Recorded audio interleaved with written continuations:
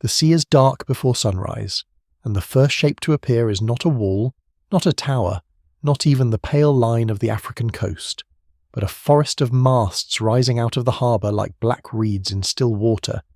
Carthage wakes from the water first, before the markets open, before the bronze scales are lifted onto counting tables, before smoke curls from ovens and workshops.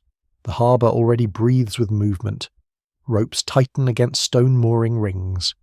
Sailors step across gangplanks with jars of oil, bales of dyed cloth, sacks of grain, ingots of metal, cedar boards, ivory, incense, and things whose value depends as much on secrecy as on weight. Somewhere in the dimness, a priest tends a flame. Somewhere behind the warehouses, scribes prepare to mark accounts in a language that Rome does not yet understand. The city has not been built for silence. It has been built for arrival. At its height, Carthage is one of the great powers of the Western Mediterranean, a city of harbours, temples, counting houses, workshops, gardens, elite estates, sacred precincts, defensive walls, and crowded neighbourhoods climbing above the Gulf of Tunis. It stands on the North African coast with its face turned toward the sea, and its hands stretched across islands, straits, and trade routes. Long before Rome becomes master of the Mediterranean, Carthage is already moving through it.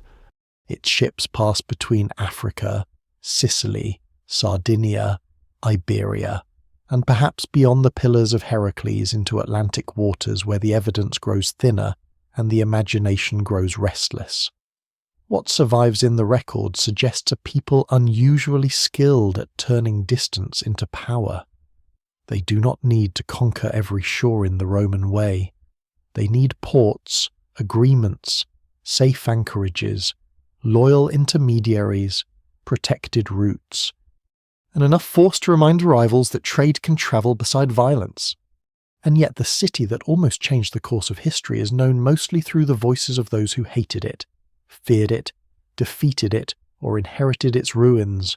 Carthage left inscriptions, coins, tombs, sanctuaries, harbour remains, imported goods, and traces in the soil, but much of its own literature has vanished. Its enemies wrote more loudly than its citizens survived. Greek and Roman authors gave the world images of Punic cunning, wealth, cruelty, religious darkness, naval skill, and dangerous ambition. Some of those images contain fragments of truth. Others are sharpened by propaganda, moral judgment, or the old habit of turning enemies into warnings. Scholars still debate where the hostile story ends and the historical Carthage begins. The evidence remains incomplete, and that incompleteness is part of the mystery. A civilization that once commanded fleets, negotiated with kings, challenged Greek cities, and nearly broke Rome now often appears through broken stones and hostile memory. The harbour itself reveals how misleading a simple story can be. Carthage is not merely a nest of merchants, as later stereotypes sometimes suggest, and not merely a cruel empire of war and sacrifice, as its enemies preferred to remember. It is both practical and sacred, maritime and agricultural, aristocratic and commercial, African and Phoenician, open to the world and fiercely protective of its secrets. Archaeology has revealed a city far more complex than the caricature. The famous circular military harbour, with its central island and ring of ship sheds, has become one of the most haunting images of Carthaginian power, though its most developed form belongs to a later period. Beside it lies the commercial harbour, where merchant vessels come and go with the regularity of breath. These harbours do not simply serve the city, they explain it. Carthage thinks in routes. It sees geography as a chain of possibilities, a cape, an island, a river mouth, a safe bay, a mining district, a grain field, a timber source, a narrow strait. Each can become part of a system. Above the harbours, the city rises toward Bursa Hill, the old citadel and Sacred Heart. From there, the view would have been astonishing. To one side, the sheltered waters of the Gulf. To another, the inland fields that make Carthage more than a sea power. Beyond that, the roads into North Africa's interior, where alliances and tensions bind the city to Libyan, Numidian, and other communities whose role in Carthaginian history is often overshadowed by ships and wars. The air carries smells of salt, animals, fish, wood smoke, metalworking, olive oil, sweat, and resin. In the streets, people from different regions move past one another: Punic-speaking citizens, foreign traders, enslaved labourers, hired soldiers, farmers from the hinterland, craftsmen, sailors, priests, and envoys. The city's wealth does not fall from the sky. It is extracted from land, sea, labour, diplomacy, risk, and calculation. Before we go deeper, take a moment to like the video and subscribe. If this is the kind of history and mystery you enjoy. Because Carthage is not simply a lost city. It is one of history's great alternate paths, a civilization that came close enough to changing the future that Rome would remember it with a kind of permanent fear. The later Romans saying that Carthage must be destroyed did not arise from casual rivalry. It came from generations of anxiety, humiliation, admiration, and dread. Rome did not fear Carthage because it was weak. Rome feared Carthage because it had survived too much, recovered too often, and produced leaders capable of doing what should have been impossible. But at the beginning of this story, Rome is not yet the inevitable master of the known world. That inevitability is a trick created by hindsight. The Mediterranean of Carthage's rise is not a Roman lake. It is a contested sea of Phoenician settlements, Greek colonies, Etruscan powers, indigenous kingdoms, island communities, and trading networks older than most empires. Sicily is divided and fought over. Sardinia and Corsica matter. Iberia glitters with metals and distance. North Africa feeds cities and armies. The sea does not belong to one people. It belongs to those who can survive its storms, defend its roots, and understand its opportunities. Carthage is born into that world and then begins to reshape it. Its people inherit the maritime traditions of the Phoenicians, the great seafarers from the Levant whose ships and settlements had already stitched together parts of the Mediterranean before Carthage rose to dominance. The city's own name, often understood as New City, points backward as well as forward. It is new, but not rootless. It carries memories of Tyre, of eastern gods, of long-distance trade, of cedar ships and purple dye, of a world where merchants could be diplomats and navigators could be agents of empire. Yet Carthage is not just a transplanted eastern city. Over time, it becomes something Western, African, and distinct, shaped by its own landscape, rivals, ambitions, and fears. One of the lesser-known truths about Carthage is that its power depends as much on patience as on conquest. Its empire is not always visible on a map in the clean colours modern viewers expect. It can appear as a chain of coastal settlements, treaties, tribute obligations, military interventions, marriage alliances, naval patrols, private ventures, and commercial monopolies. It can tighten and loosen. It can tolerate local rulers when they are useful and crush resistance when they threaten a route. No single explanation fully accounts for how Carthage held its world together, because its power was not one thing. It was a network. It was a fleet, a ledger, a shrine, a grain field, a mercenary camp, a harbour wall, and a family council all working within the same historical machine. That machine is already humming when the shadow of Rome begins to lengthen, but Rome is not yet the centre of the story. For now, the centre is this city by the African Sea, rich enough to dazzle, secretive enough to frustrate historians, practical enough to survive, and ambitious enough to collide with nearly everyone around it. Its citizens do not know they are living inside a future tragedy. They do not know that their city will become a symbol in Roman memory, or that later generations will walk over its ruins trying to separate fact from accusation.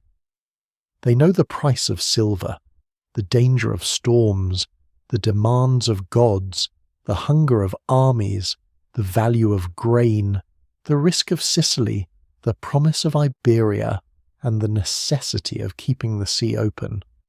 Carthage stands at the edge of a turning world, Behind it lie Phoenician voyages and ancient trade routes. Ahead of it lie wars that will consume fleets, break alliances, raise generals into legend, and leave the Mediterranean asking whether history might have belonged to someone else. At dawn, the harbour fills with light, the masts sharpen against the sky. The water turns from black to bronze. Men pull ropes, sails are lifted, cargo is counted, prayers are made, ships move outward, one after another, into the dangerous brightness of the sea. Rome is still only one rising power among many. Carthage is already an empire. The city that rises beside the Gulf of Tunis does not begin as an isolated miracle.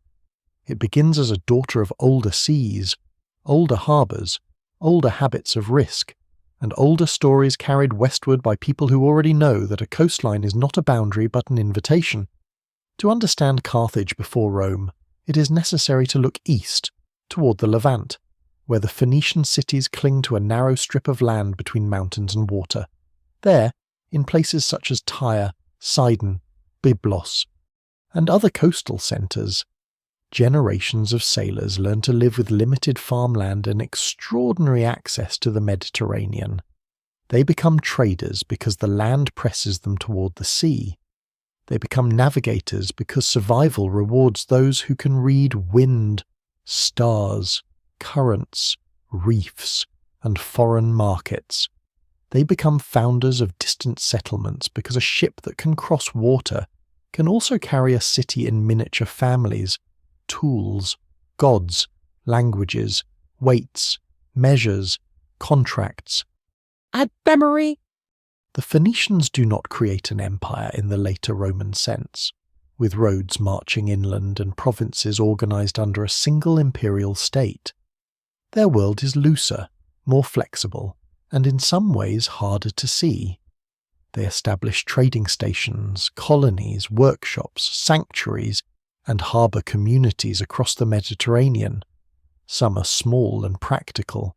Others grow into cities with their own ambitions.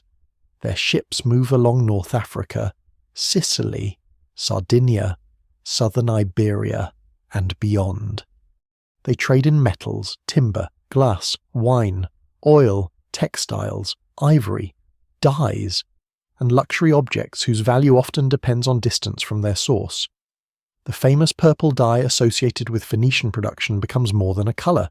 It becomes a signal of status, wealth, and technical skill, drawn from sea snails through a laborious process that leaves behind not only rich cloth, but also the heavy smell of industry.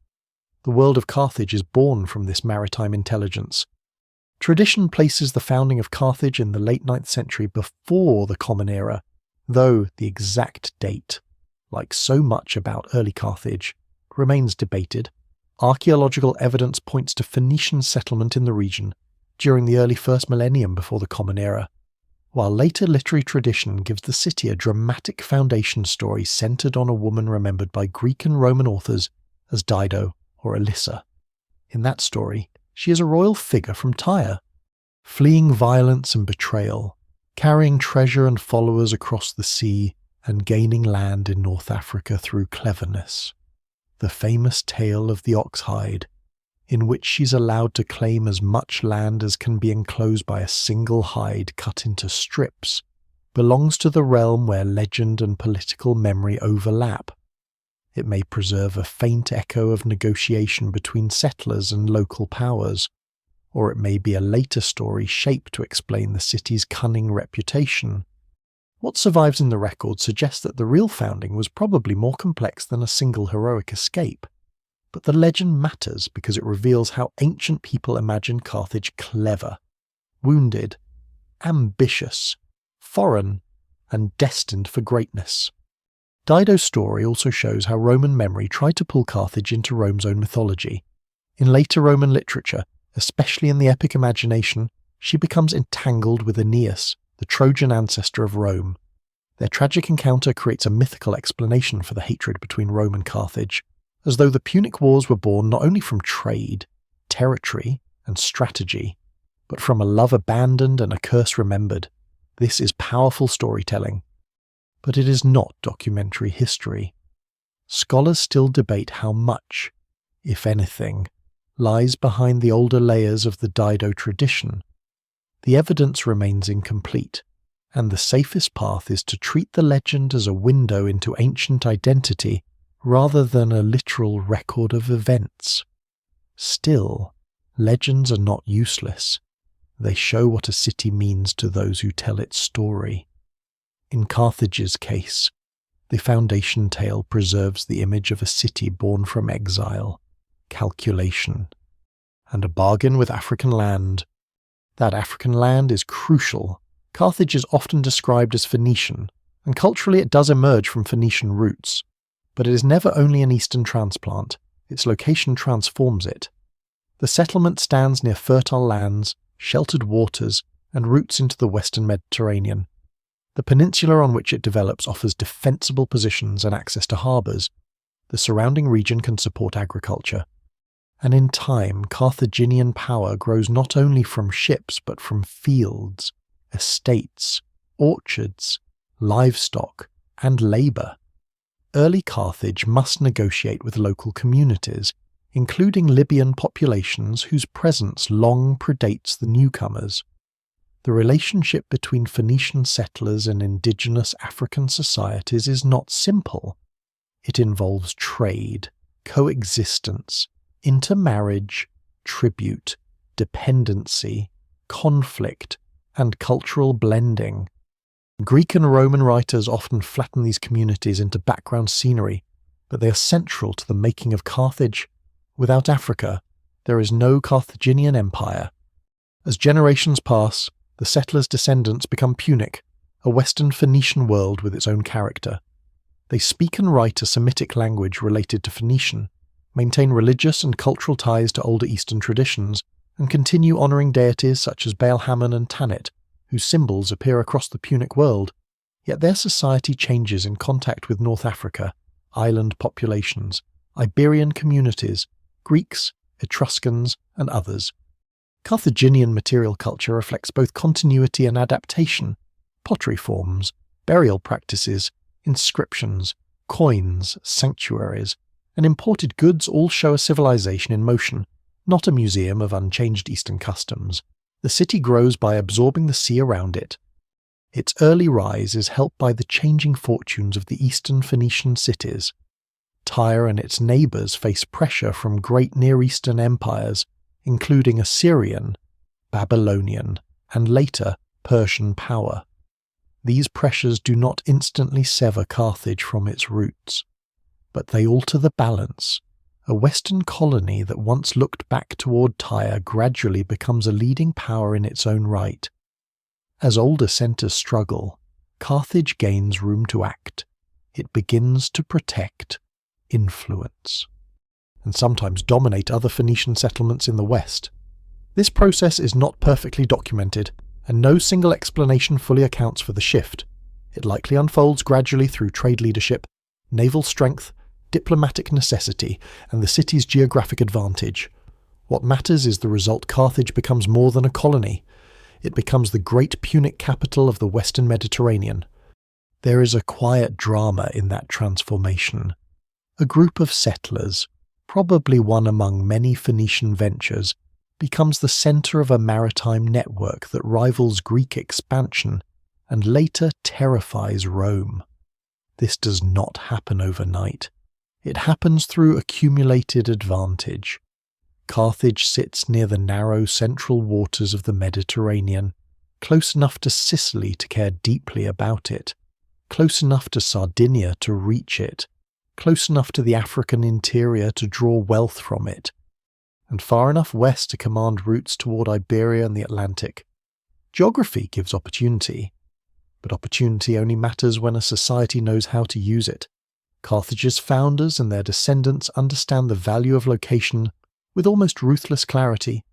A lesser-known detail, easily lost behind the wars, is that early Carthage likely grows within a patchwork of older human landscapes. North Africa is not empty when Phoenician ships arrive. It is inhabited, cultivated, grazed, travelled, and remembered by communities with their own histories. The newcomers do not step into a void. They enter a living world. This matters because Carthage's later power depends on its ability to manage relationships beyond its walls. The city's elites may trace prestige to Phoenician ancestry, but their wealth increasingly rests on African production and Western networks. Their empire is born from crossing identities, Levantine origin, African base, Mediterranean reach. As the centuries deepen, the old founding legend remains like a shadow behind the city's stone.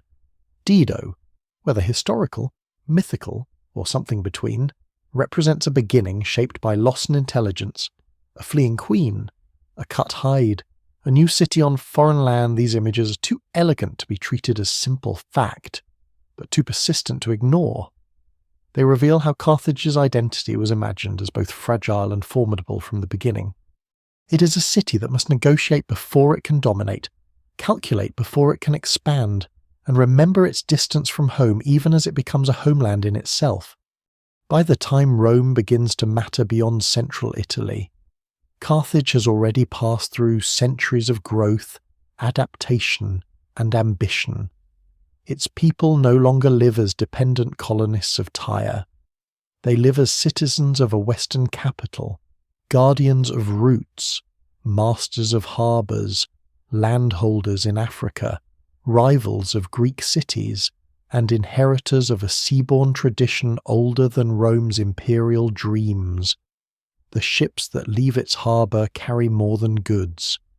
They carry a civilization built from exile and opportunity, from memory and reinvention, from the narrow coast of the Levant to the wide, contested waters of the West. Carthage is still called the New City, but by now it has become ancient in its own right. By the time Carthage begins to stand apart from its Phoenician origins, its greatest monument is not a palace, a royal tomb, or a single towering temple visible from every road. Its greatest monument is movement. Ships move, goods move, money moves, news moves, and with them the influence of the city spreads across the Western Sea. Carthage becomes powerful because it learns how to turn exchange into authority. It does not simply buy and sell. It organizes distance. It protects routes. It gathers information from far coasts and turns that information into advantage. The harbour is the visible heart of this system, but the true machinery of Carthaginian trade reaches far beyond the waterline, into mines, fields, forests, workshops, counting rooms, treaty ports, and family networks that bind merchants to officials and officials to the ambitions of the state. The commercial harbour of Carthage is where the world becomes measurable. A vessel arriving from Sardinia may bring metals, grain, or enslaved people. A ship from Iberia may carry silver, copper, lead, salted fish, or raw materials from regions that most ordinary Carthaginians will never see. From Sicily come grain, oil, wine, and the products of contested cities whose wealth draws Greeks and Carthaginians into repeated collision. From North Africa itself come cereals, olives, livestock, hides, and agricultural produce that make the city's prosperity more stable than a sea trade alone could provide. Fine pottery, amulets, jewellery, glass, ivory, textiles, and spices pass through the city in smaller quantities, sometimes more precious for being rare. The details shift by century and by route, and the evidence remains incomplete, but the pattern is clear. Carthage becomes a gathering place where the Western Mediterranean's resources are sorted, valued, taxed, transformed, and redistributed. There is something almost modern in this. Though the world around it is ancient, Carthage understands that a city can profit from being a hinge. It does not need to produce everything itself if it can control the points where things change hands. A harbour is not merely a shelter from storms. It is a filter through which wealth passes. Every cargo creates opportunities for fees, contracts, storage, repairs, provisioning, insurance-like arrangements, credit, speculation, and political leverage. Behind the ships stand families whose influence likely depends on both land and commerce. Carthaginian aristocrats are not simple shopkeepers, despite later Roman contempt for merchant power. They are elites who can combine estates, ships, diplomacy, military command, and religious prestige. Wealth in Carthage is not one stream. It is a delta. The city's trade rests on old Phoenician skills, but it grows in a western landscape full of rivals. Greek colonies spread across Sicily, southern Italy, and beyond, creating competing markets and fortified communities with their own ambitions. Etruscan cities in Italy maintain maritime interests. Indigenous societies in Iberia, Sardinia, Sicily, and North Africa are not passive sources of goods. They are partners, enemies, middlemen, and powers in their own right. Carthaginian traders must know when to bargain, when to flatter, when to conceal, and when to send warships. The Greeks and Romans later accuse Punic merchants of deceit, but such accusations often tell as much about rivalry as about truth. In a world without modern transparency, commercial secrecy is not a moral defect. It is a survival strategy. One lesser-known detail preserved by later writers suggests that Carthaginian sailors guarded routes carefully, perhaps even violently, especially where metals and distant markets were concerned. Ancient accounts claim that Punic captains would rather wreck their own ships than reveal certain Atlantic or Western routes to competitors. This may be exaggerated, shaped by Greek fascination with Carthaginian secrecy, but it points towards something plausible. Knowledge itself is cargo. A safe passage, a hidden anchorage, a friendly ruler, a river mouth leading inland, a seasonal wind pattern, a source of tin or silver.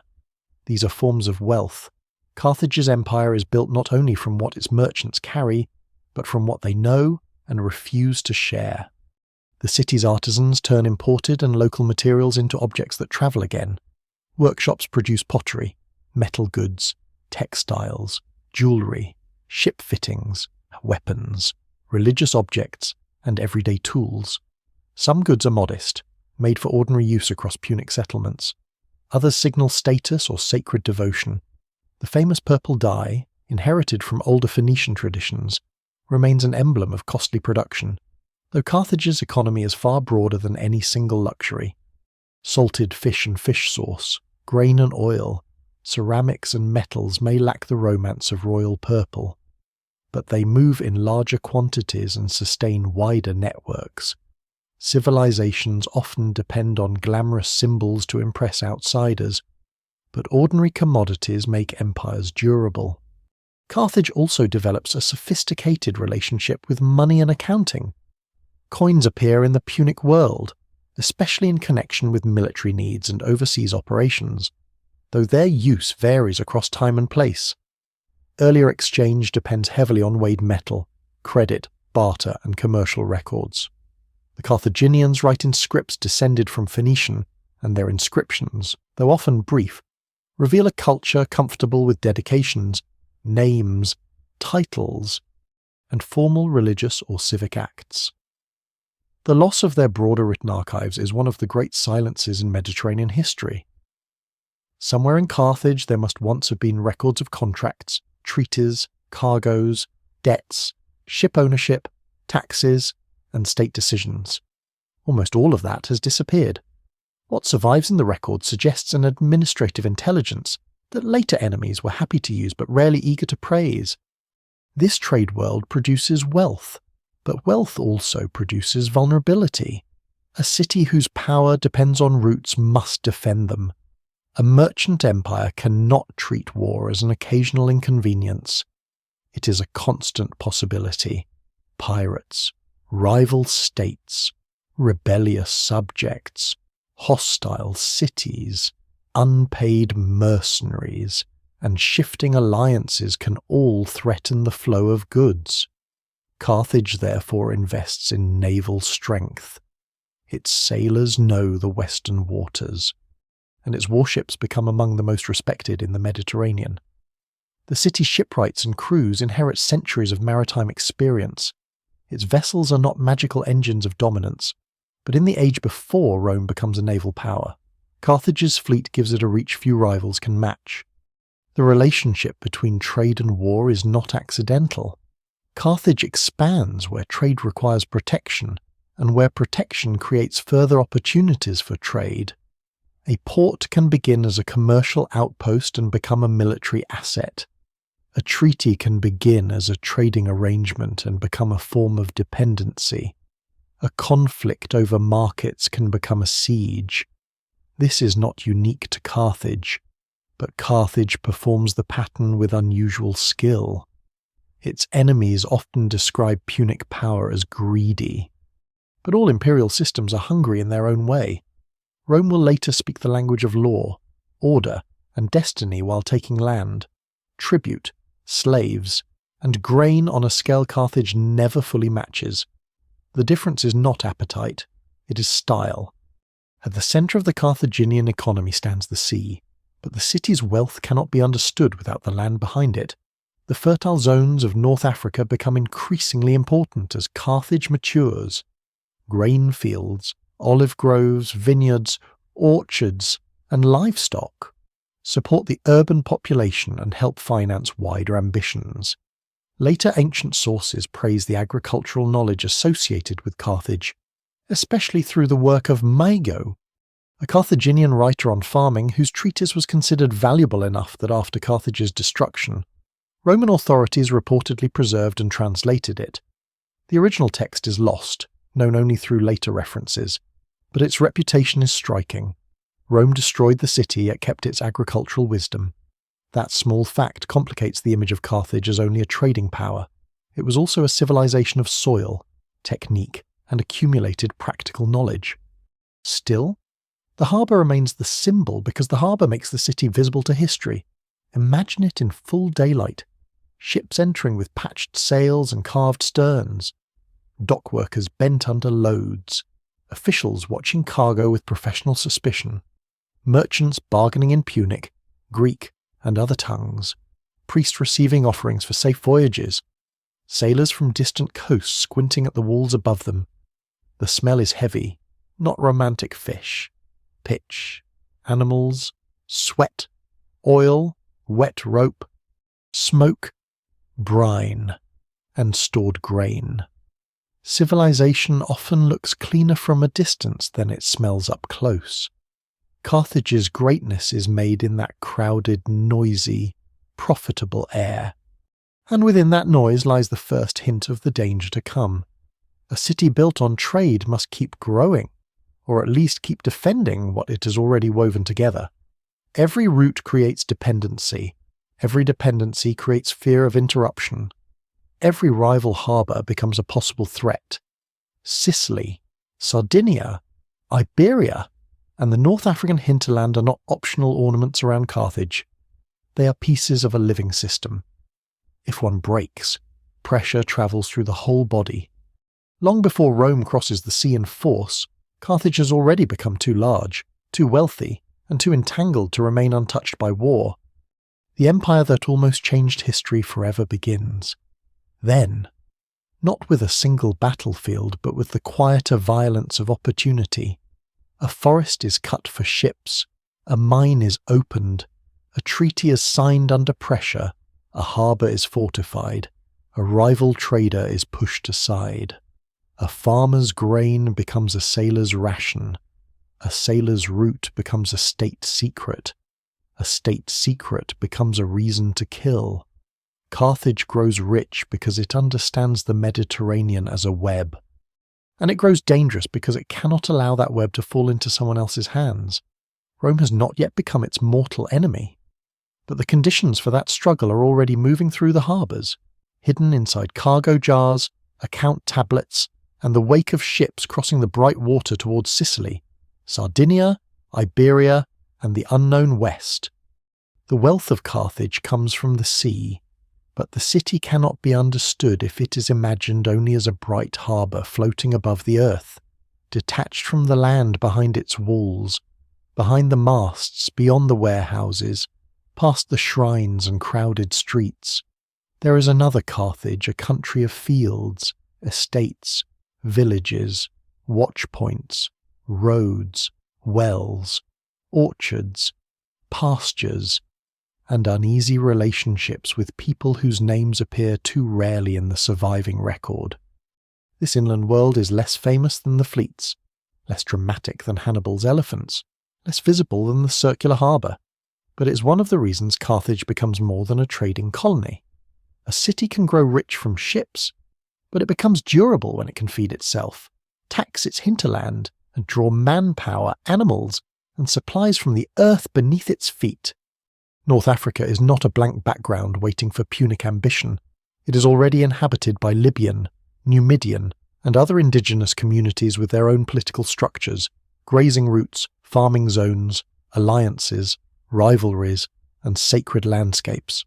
Greek and Roman writers often use broad labels that blur the variety of these societies, and the evidence remains incomplete, especially when trying to reconstruct their voices from outside descriptions and archaeological traces.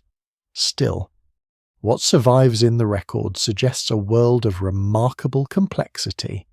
Some communities live closer to Carthage and become deeply entangled with Punic culture. Others remain more independent, especially farther inland and westward, where mobile pastoral groups and emerging kingdoms can negotiate with Carthage, serve it, resist it, or exploit its weakness when the moment comes. At first, the relationship between the Phoenician settlers and local African communities is likely one of negotiation. Land must be obtained, routes secured, food acquired, and boundaries understood. The old Dido legend, with its clever purchase of land cut from an ox hide, may not preserve a literal event, but it does point toward a deeper truth. Carthage begins by making arrangements with local powers before it can dominate them. No city arrives fully imperial. It has to survive first. It has to learn who controls nearby wells, who commands warriors, who can supply grain, who can guide travellers inland, who must be placated with gifts, and who cannot be safely provoked. The early city depends on African knowledge as much as Phoenician seamanship. Over time, dependence becomes power. Carthage expands its control over the surrounding territory, drawing tribute and labour from local populations. Some lands are incorporated into Punic estates. Some communities are bound through taxation or obligation. Some provide soldiers. Some are pushed into subordinate positions that later become sources of resentment. Carthage's aristocracy grows wealthy not only from commerce, but from agriculture. And that agricultural base becomes increasingly important as the city's population expands and its wars become larger. The great merchant families are also landholding families. Their wealth has roots as well as sails. Ancient writers later praise the fertility of the Carthaginian countryside, and there is reason to believe the region was intensely cultivated. The landscape around Carthage and across parts of Punic North Africa supports grain, olives, vines, figs, pomegranates, vegetables, livestock, and other produce suited to Mediterranean agriculture. Estates may have used enslaved labour, dependent peasants, tenant farmers, and local communities under various obligations. Though the exact arrangements are difficult to reconstruct, scholars still debate the balance between large aristocratic estates and smaller rural holdings. But the broader point is clear. Carthage does not merely import wealth from overseas. It organises production at home. This is where Mago enters the story, not as a general or king, but as one of the strangest survivors of Carthage's lost intellectual world. Mago was a Carthaginian writer on agriculture, and his work was famous enough that after Rome destroyed Carthage, Roman authorities reportedly ordered it preserved and translated. The original is gone, like so much Punic writing, but later Roman authors remembered it as a serious and valuable agricultural treatise. That detail deserves to linger. Rome burned Carthage's political future, erased much of its written record, and turned its name into a warning. Yet it kept a Carthaginian farming manual. This does not mean Rome admired Carthage in any sentimental way. It means Roman elites recognized practical knowledge when they saw it.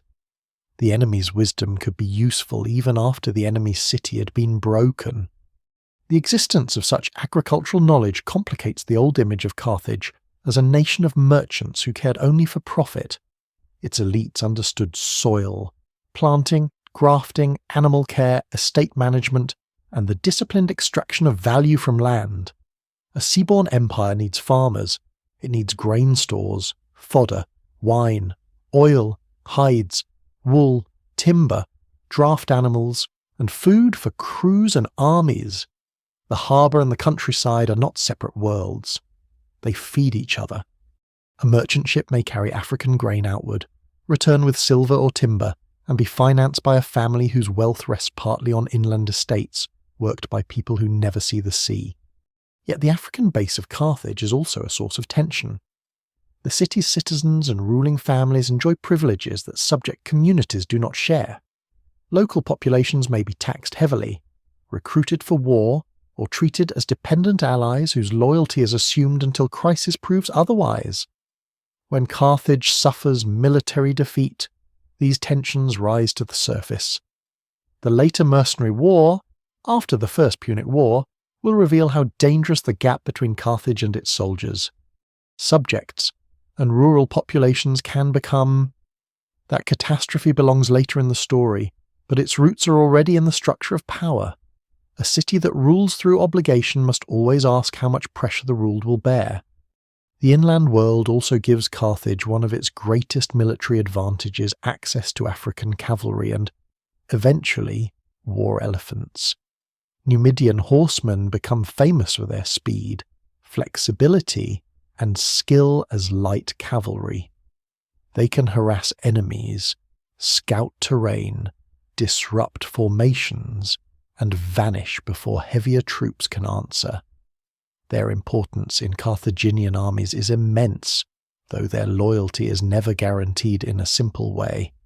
They fight for pay, alliance, opportunity, or political calculation, and their leaders may shift sides when circumstances change. Carthage benefits from their skill but cannot always command their hearts. This is a recurring pattern in Carthaginian power. It can assemble extraordinary forces from different peoples, but holding them together requires money, success, and diplomacy. War elephants, too, belong to Carthage's African identity, though they are often misunderstood. The animals used by Carthage were probably North African forest elephants, a now extinct population smaller than the largest African savanna elephants, but still formidable enough to terrify men and horses unfamiliar with them. Their battlefield value depended on training, terrain, and enemy discipline.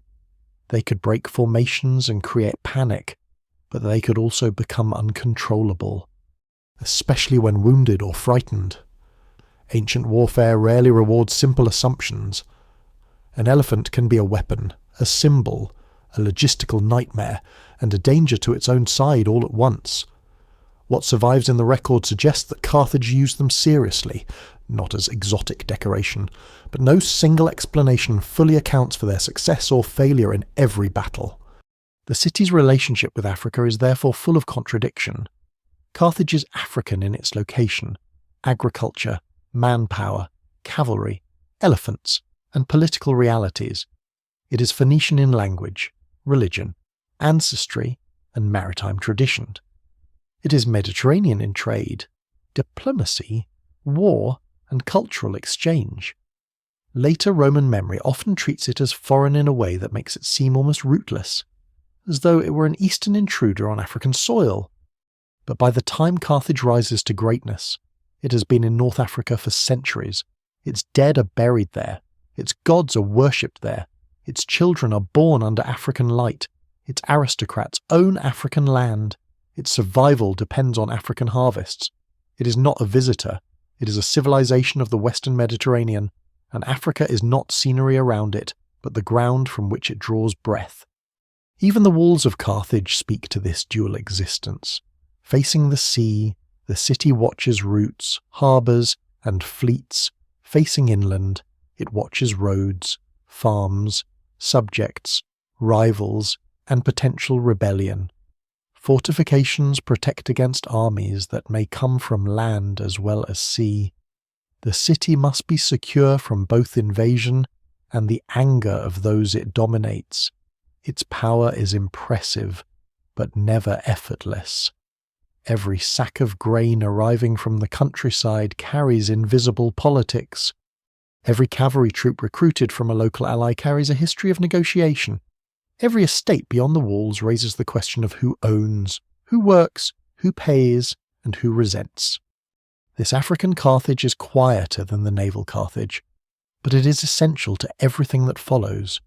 Without its hinterland, Carthage would be a wealthy port with fragile lungs.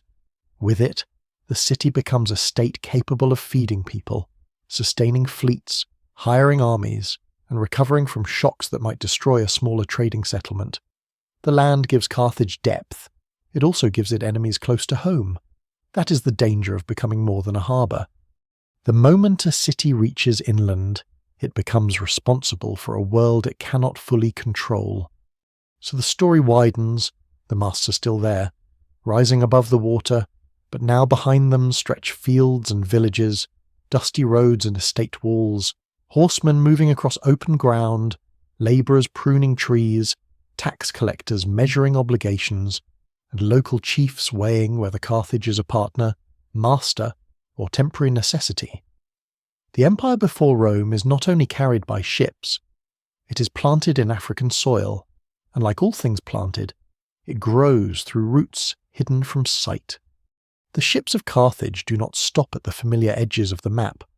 They move through the central Mediterranean, across the island routes, along the North African coast, around Sicily and Sardinia, toward Iberia's metal-rich shores, and then, in ways still difficult to reconstruct, beyond the narrow mouth where the Mediterranean opens into the Atlantic. To later Greeks and Romans, that western edge carries a special kind of mystery. The Pillars of Heracles, the strait now known as Gibraltar, are not merely a passage between seas. They are a threshold between the world of regular traffic and the world of rumour, secrecy, fog, strange tides, and guarded knowledge. Carthage understands this threshold better than most of its rivals, and for that reason its sailors become figures of fascination as well as suspicion. The Atlantic is not empty, and it is not unknown in any absolute sense. Peoples along its coasts have travelled, traded, fished, and navigated long before Carthaginian ships appear in the surviving literary record. But for Mediterranean writers, especially those whose knowledge depends on second-hand reports, the ocean beyond the strait feels different from the inland sea. The Mediterranean is dangerous but enclosed, bordered by cities, islands, familiar winds, and known routes. The Atlantic is wider, rougher, and less forgiving. Its tides are stronger, its horizons feel less domesticated. For a maritime power like Carthage, the Western Ocean offers risk and opportunity at once: metals, fisheries, trade with coastal communities, perhaps access to tin routes, and the prestige of going where rivals cannot easily follow. The most famous traces of Carthaginian exploration survive in accounts associated with Hanno and Hamilco, though what remains is fragmentary, filtered through later transmission, and difficult to interpret with certainty. Hanno's voyage, preserved in Greek form, describes a Carthaginian expedition beyond the Pillars and down the Atlantic coast of Africa, establishing settlements and encountering rivers, peoples, wildlife, fires, mountains, and strange creatures that later readers struggled to identify. Some scholars place parts of the journey along the Moroccan coast, perhaps farther south toward West Africa, while others debate how far the expedition truly went. The evidence remains incomplete, and ancient geography does not map neatly onto modern coastlines. Distances may be exaggerated, misunderstood, or corrupted through copying. Still, even cautious reading suggests that Carthaginian interest in the Atlantic coast of Africa was real. Hamilco's voyage, less clearly preserved, is associated with northern Atlantic routes, possibly toward the coasts connected to tin and other metals.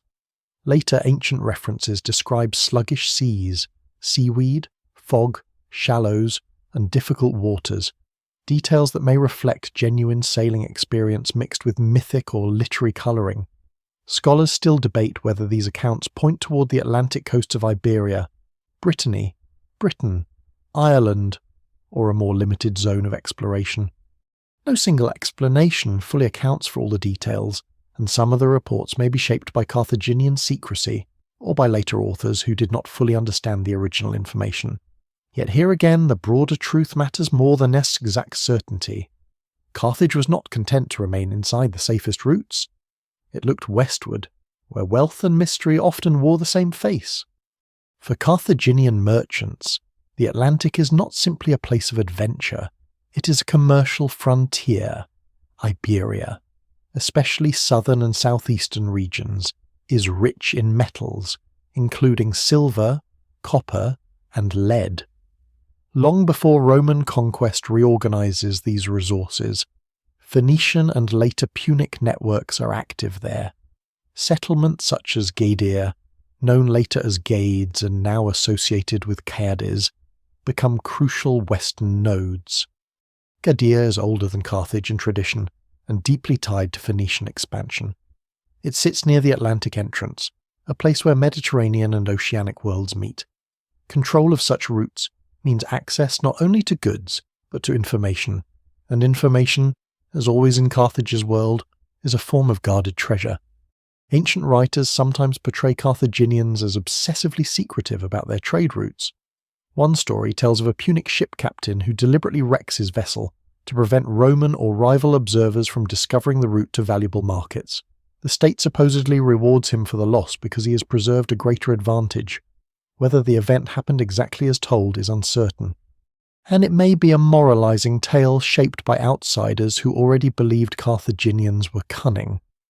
But the story survives because it feels plausible within the logic of ancient commerce.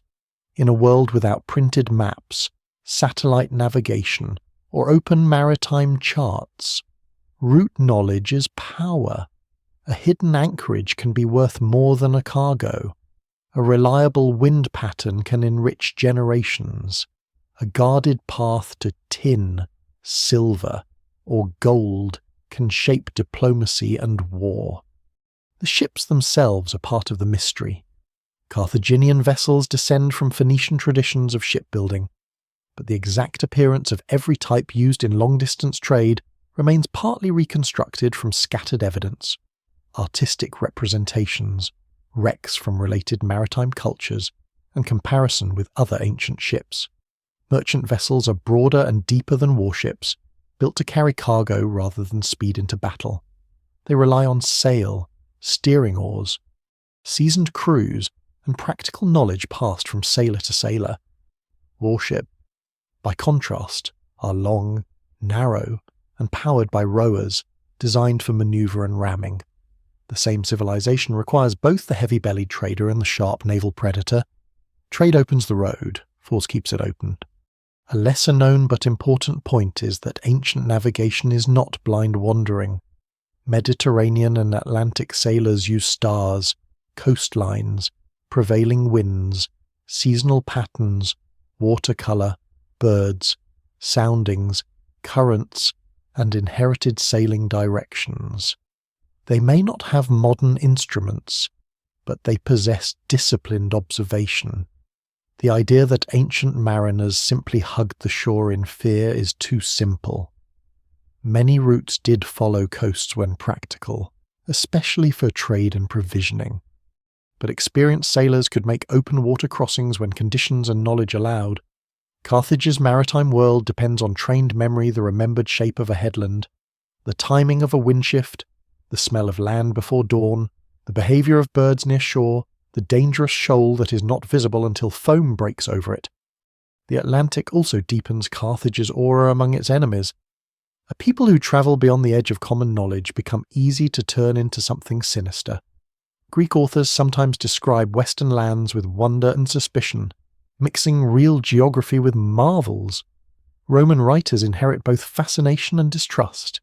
Carthage's western reach becomes part of its dangerous image, a city whose ships know places others do not, whose merchants vanish into fog, whose wealth seems to come from hidden coasts.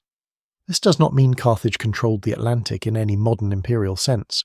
The evidence does not support fantasies of vast oceanic empires or unsupported claims of regular crossings to distant continents. Such ideas belong to speculation, not mainstream history. But it does mean Carthage stood at the edge of the known Mediterranean world with unusual confidence. That confidence has consequences. The farther Carthage's roots extend, the more it must care about Iberia, the straits, Atlantic-facing ports, and the security of western waters. These routes are not decorative appendages, they are arteries. Metals from Iberia can finance armies. Atlantic fisheries and coastal exchanges can enrich merchants. Western settlements can serve as staging points for expansion or recovery. When Carthage later loses ground in the central Mediterranean, Iberia will become the place where its fortunes are rebuilt, almost like a second heart beyond the reach of Rome's first victories. The seeds of that future are planted in these earlier voyages and commercial ties. Still, mystery remains. The Carthaginians themselves would have known far more than we do. They may have possessed logs, route lists, harbour records, diplomatic reports, and practical sailing instructions that are now lost. The destruction of Carthage and the disappearance of Punic literature leave historians dependent on hostile fragments and archaeological hints. A coin, an amphora, a sanctuary, a settlement layer. A copied Greek account of a Punic voyage, these are pieces of a map with much of the parchment burned away. Scholars can trace patterns, but the full sound of Carthaginian exploration is gone. Imagine the moth, a ship leaving the safer blue of the Mediterranean and approaching the strait. The cliffs rise on either side. The water moves differently. The air smells wider, colder, less predictable. Behind the ship lies Carthage, its harbour, its temples, its counting houses, its African fields. Ahead lies the oceanic margin where rumour thickens.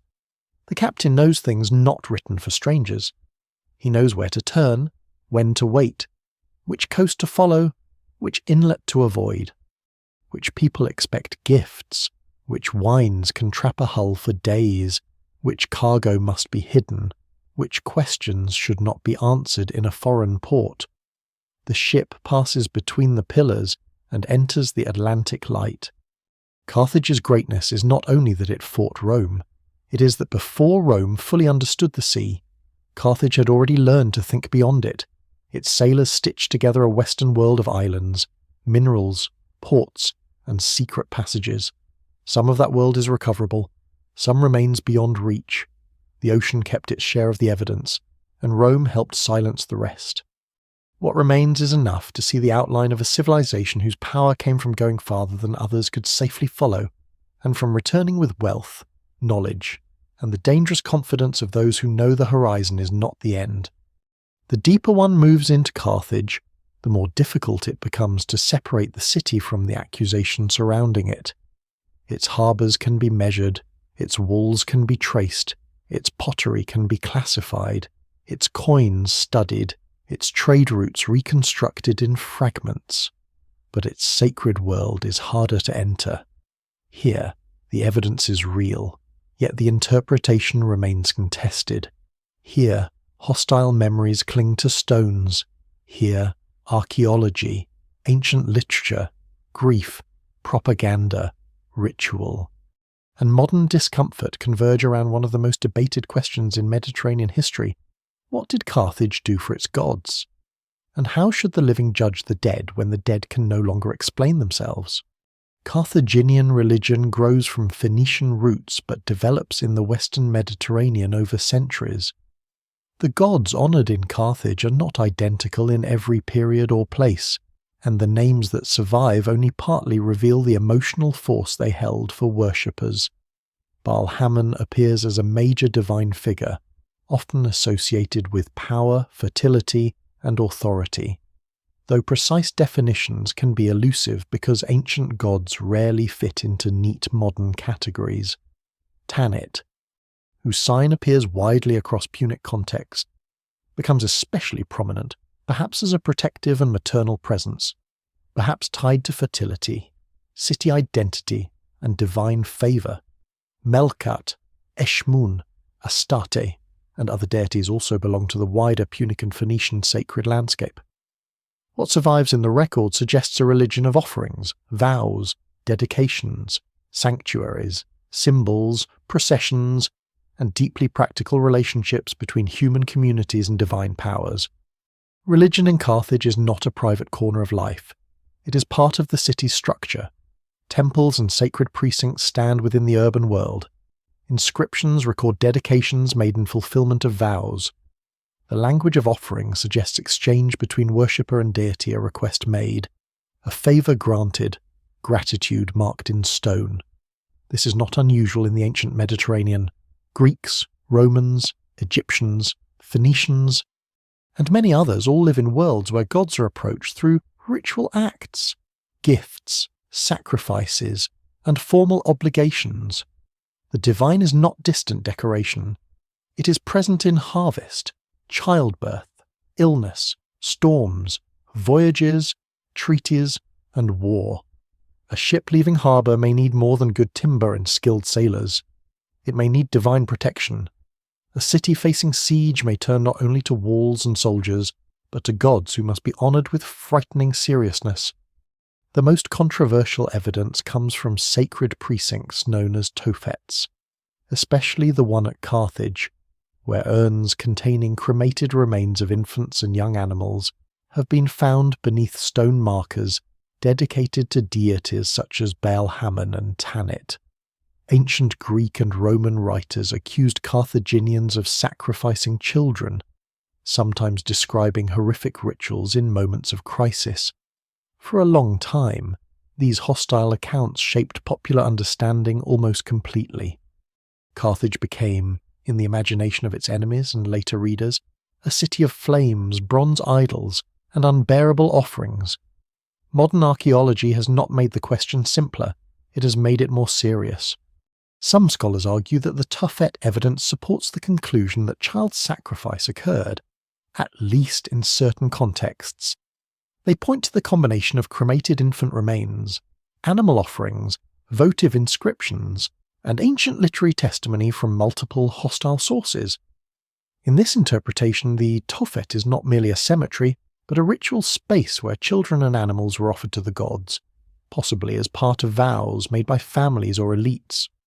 Other scholars challenge or complicate that view, arguing that the Tophet may have served as a special burial ground for infants who died naturally, perhaps alongside animal offerings, and that Greek and Roman accounts may be exaggerated by anti-Punic propaganda.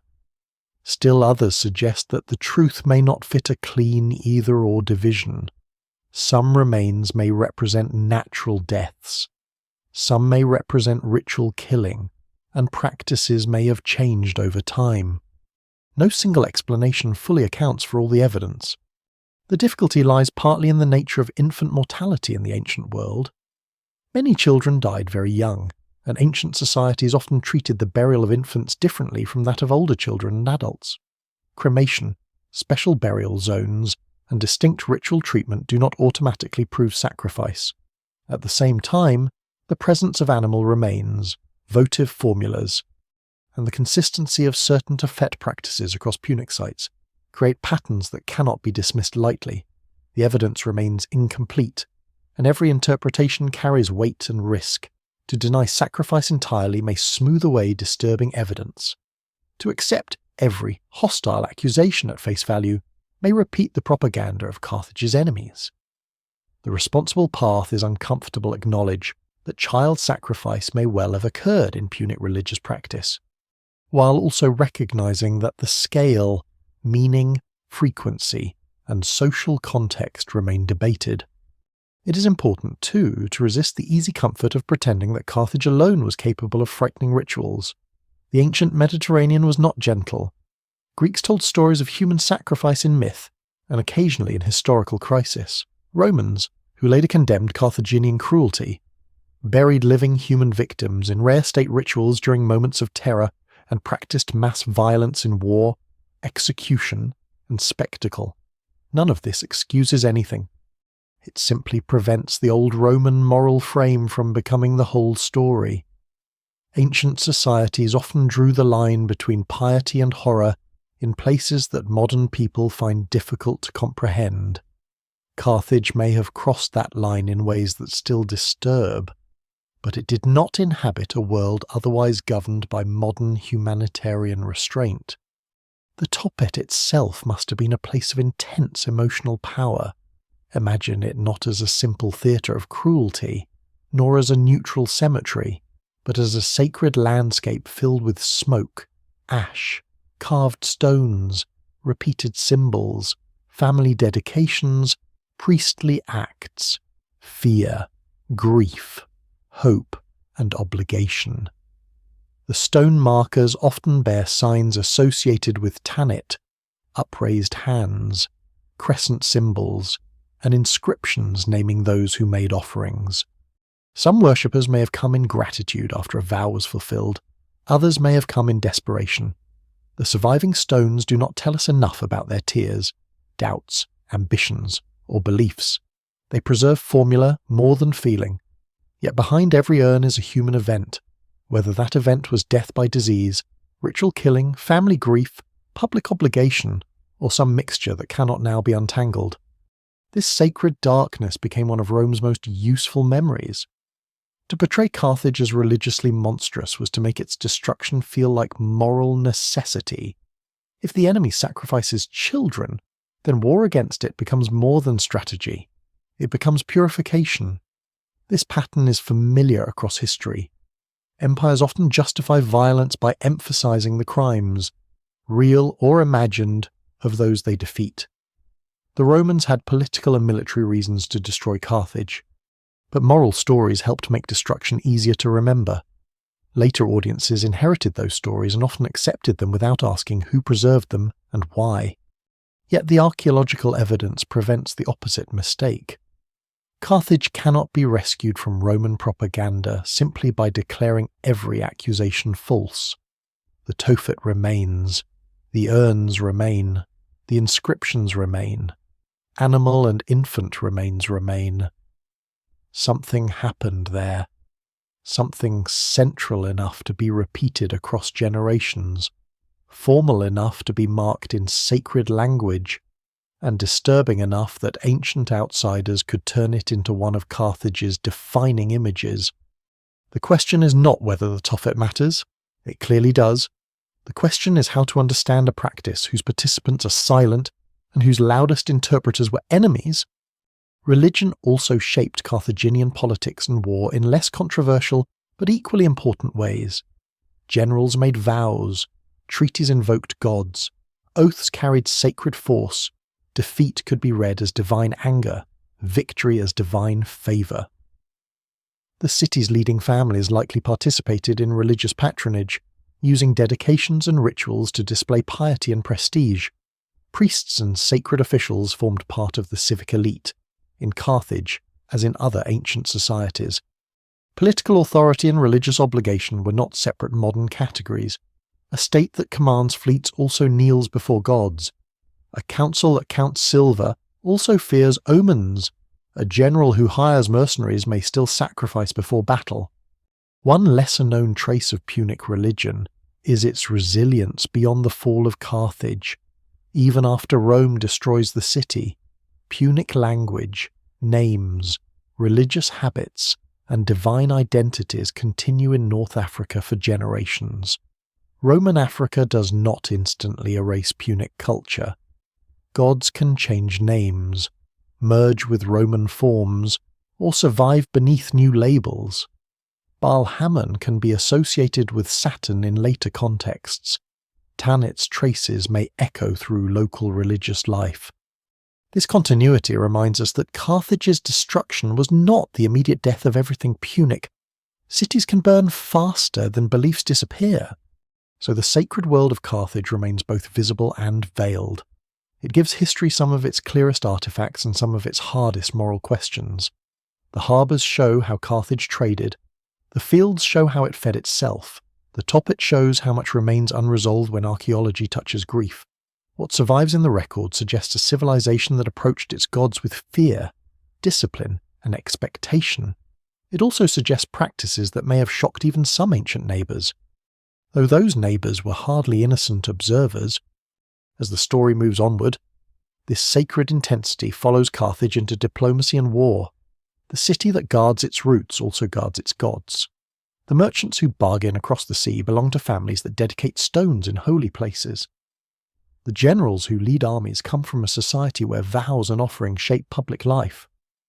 Rome will later remember Carthage through fire, but not only the fire of burning buildings, it will remember sacred fire, accusation, and the claim that its enemy's deepest darkness justified its end. History cannot accept that claim unexamined. It can only stand among the stones, admit the silence, and recognize that Carthage's mystery is not only how it rose or how it fell, but how a living people understood sacrifice as fear and divine demand beneath the African sky. Carthage does not rule like Rome, and that difference is one of the reasons Rome later has so much trouble understanding it. Roman power, once fully formed, like straight lines, roads, colonies, laws, provinces, citizenship, magistrates, legions, milestones, boundaries, and written commands spreading outward from a city that slowly teaches itself to govern conquered land as if the world were a field to be surveyed. Carthaginian power is older in style and more fluid in shape.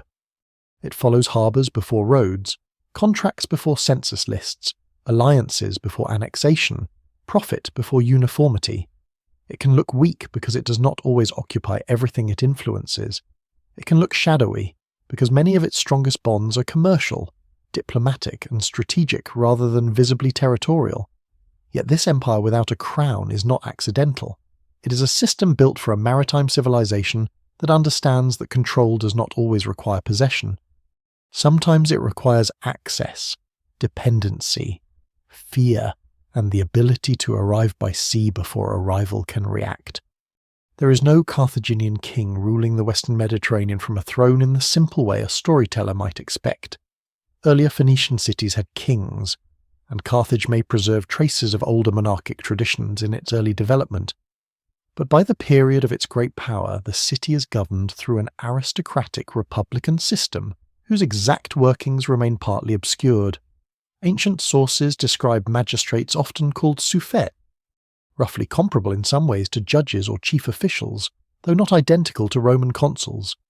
There is a council of elders, powerful families, popular assemblies of some kind, boards or committees, and special bodies involved in military and political decisions. Greek writers sometimes compare Carthage's constitution favourably with other mixed systems, seeing in it elements of aristocracy, oligarchy, and popular participation. But the evidence remains incomplete, and later observers may have misunderstood or simplified offices that did not fit their own political categories. What survives suggests that power in Carthage is concentrated among wealthy elite families, especially those with land, trade interests, religious prestige, and military connections. The city is not a democracy in the modern sense, and its citizens are not equal participants in some open civic dream.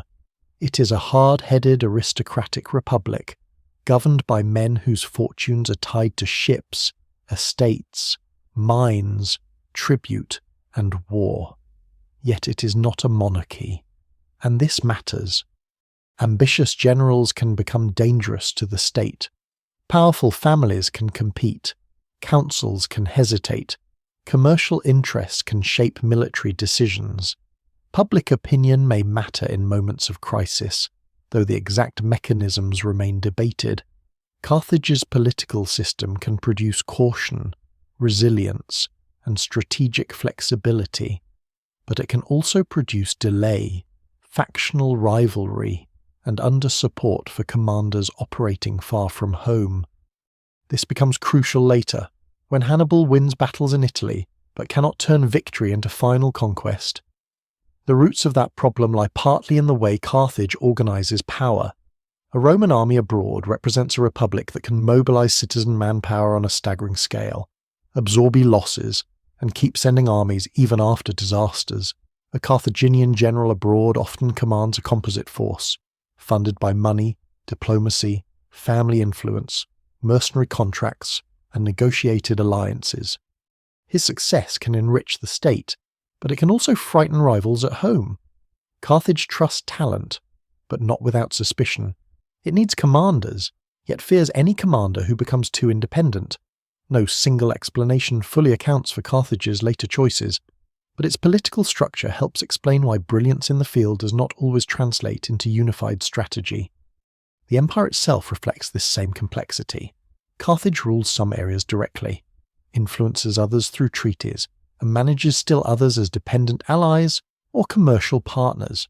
In North Africa, it controls a hinterland that supplies food, tribute, soldiers, and a labour.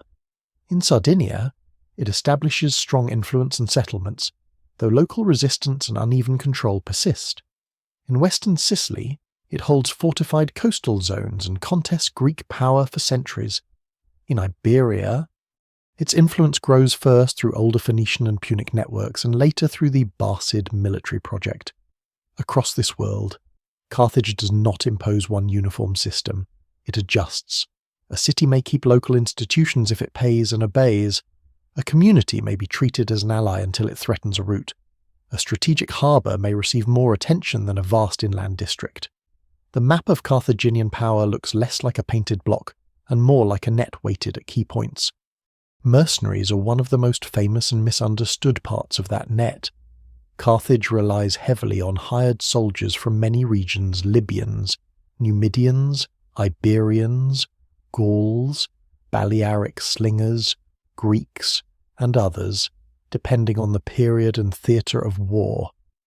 Roman writers often present this as a weakness, contrasting supposedly loyal Roman citizen soldiers with foreign fighters serving for pay. There is truth in the danger. Mercenary armies require money, discipline, and careful management. If pay fails, loyalty can collapse. If victory seems unlikely, men may desert or rebel. But it is too simple to treat Carthage's use of mercenaries as foolish. Many ancient states employ hired troops. Specialized fighters can be extremely effective. Balearic slingers, Numidian cavalry, Iberian infantry, and Gallic warriors bring skills that a citizen militia may lack. Carthage's armies are often multinational because its empire is multinational. The real issue is not that mercenaries are useless. It is that they create a different kind of military society. Rome's wars draw deeply from a citizen body tied to land, obligation, and political identity. Carthage's wars draw from money, alliances, subject populations, and professional command. This allows flexibility and reach, but it also means the connection between the army and the city can be fragile. A Carthaginian citizen may profit from war without serving in it.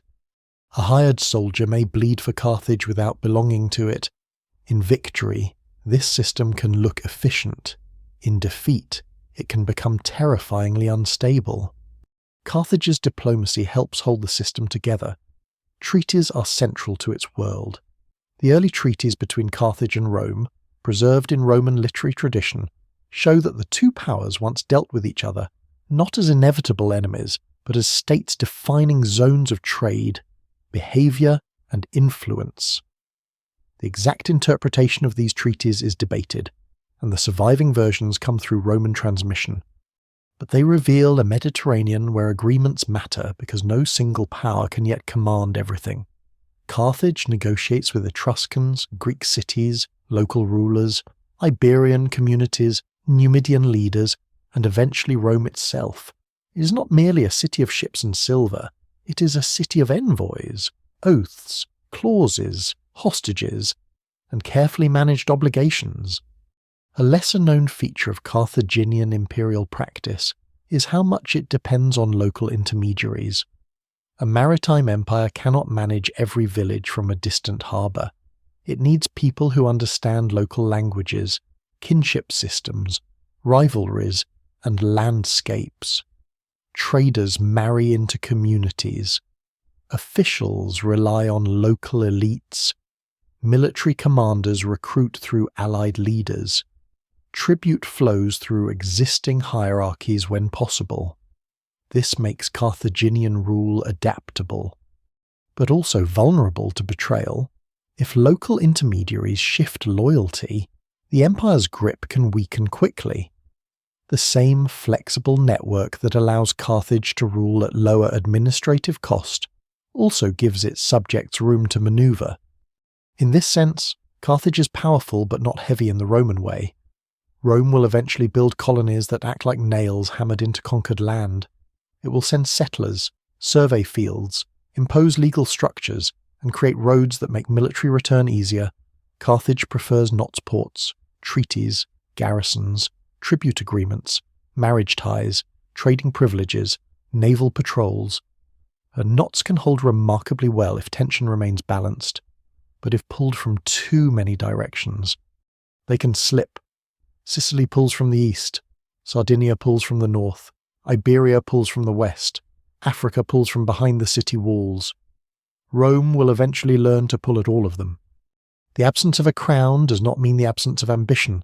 Carthaginian elites are capable of ruthless expansion when interests demand it. They intervene in Sicily repeatedly. They punish rebels. They exploit subject communities. They hire armies and send fleets. They seek monopolies and guard routes. Their empire is not softer simply because it is commercial. Trade can be as coercive as conquest when backed by warships. A treaty signed under pressure is still a form of domination. A harbour opened only on Carthaginian terms is still a controlled space. The city's genius lies in understanding that profit and power are not opposites. They are partners. Yet within that genius lies a future weakness. Carthage can assemble power brilliantly, but it must continually assemble it. Rome, once mobilized, can turn defeat into new levies, new colonies, new alliances, new roads, new citizens, and new armies. Carthage must maintain confidence among merchants, loyalty among allies, discipline among mercenaries, obedience among subjects, and unity among elite families. When the system works, it is dazzling. When it cracks, the pieces do not always cling together. For now, before the great wars with Rome consume the horizon, the system still works. Carthaginian influence stretches across the western Mediterranean in a pattern made of harbours and obligations. Ships carry goods under the protection of treaties and fleets. Councils in the city weigh risks that reach from African farms to Sicilian fortresses and Iberian mines. Generals recruit men who speak different languages and worship different gods. Merchants follow routes older than many kingdoms. Subject communities pay, resist, bargain, or wait. It is an empire without a crown, but not without command. This is the world Rome will collide with, not a simple kingdom to be decapitated, not a loose trading club to be ignored, but a maritime state whose strength is distributed across sea lanes, families, contracts, soldiers, gods, and ports. Carthage does not need to resemble Rome in order to threaten Rome. It threatens Rome precisely because it represents another way the Mediterranean might be organized. Not by roads first, but by routes. Not by citizen legions first, but by fleets and hired expertise. Not by conquest alone, but by the disciplined control of exchange. The future struggle will not merely decide which city wins. It will decide which model of power can survive the pressure of the Western Sea. Sicily lies between worlds like a prize deliberately placed where no ambitious power can ignore it. From the coast of North Africa, it is close enough to be felt as a threat. From southern Italy, it is close enough to become part of Roman fear. From Greece, it is distant enough to grow strange and wealthy, yet familiar enough to draw settlers, tyrants, poets, merchants, soldiers, and philosophers across the water. For Carthage, Sicily is not a distant ornament of empire. It is the island that controls the Middle Sea. Whoever dominates its harbours can watch the passage between east and west, between Africa and Italy, between trade and invasion. Long before Rome learns to fight on water, Carthage and the Greek cities of Sicily turn the island into one of the most contested landscapes in the ancient Mediterranean. The island itself is rich enough to invite trouble. Its plains can produce grain in abundance. Its coasts offer harbours for fleets and merchants. Its mountains, valleys, and fortified cities create a battlefield where armies can struggle for years without settling anything permanently. Greek colonies such as Syracuse, Acragas, Himera, Selinus, and others become powerful urban centres, not mere outposts of some distant homeland. They develop their own politics, tyrannies, rivalries, alliances, and ambitions. In the west of the island, Phoenician and Punic communities maintain strongholds and connections with Carthage, especially at places such as Mottia, Panormus, and Soluntum. Sicily is therefore not simply Greek versus Carthaginian in a clean line. It is a dense human landscape where local communities, Greek cities, Punic settlements, mercenaries, indigenous Sicilian groups, and outside powers all move within overlapping conflicts. Carthage's involvement in Sicily begins as protection of Punic interests, but protection easily becomes war. Greek expansion threatens Phoenician settlements and Carthaginian routes. Carthage responds with fleets and armies.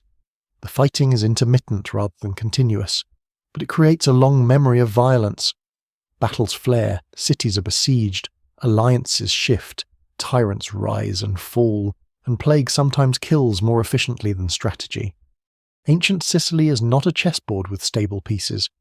It is more like a volcanic landscape of ambition, where every settlement watches its neighbours and every invitation for help risks becoming an invitation to domination. One of the great early shocks comes at Himera in 480 before the Common Era, where a Carthaginian expedition led by Hamilcar, not the later Barcid Hamilcar, is defeated by the Greek forces of Gelon of Syracuse and Theron of Acragas.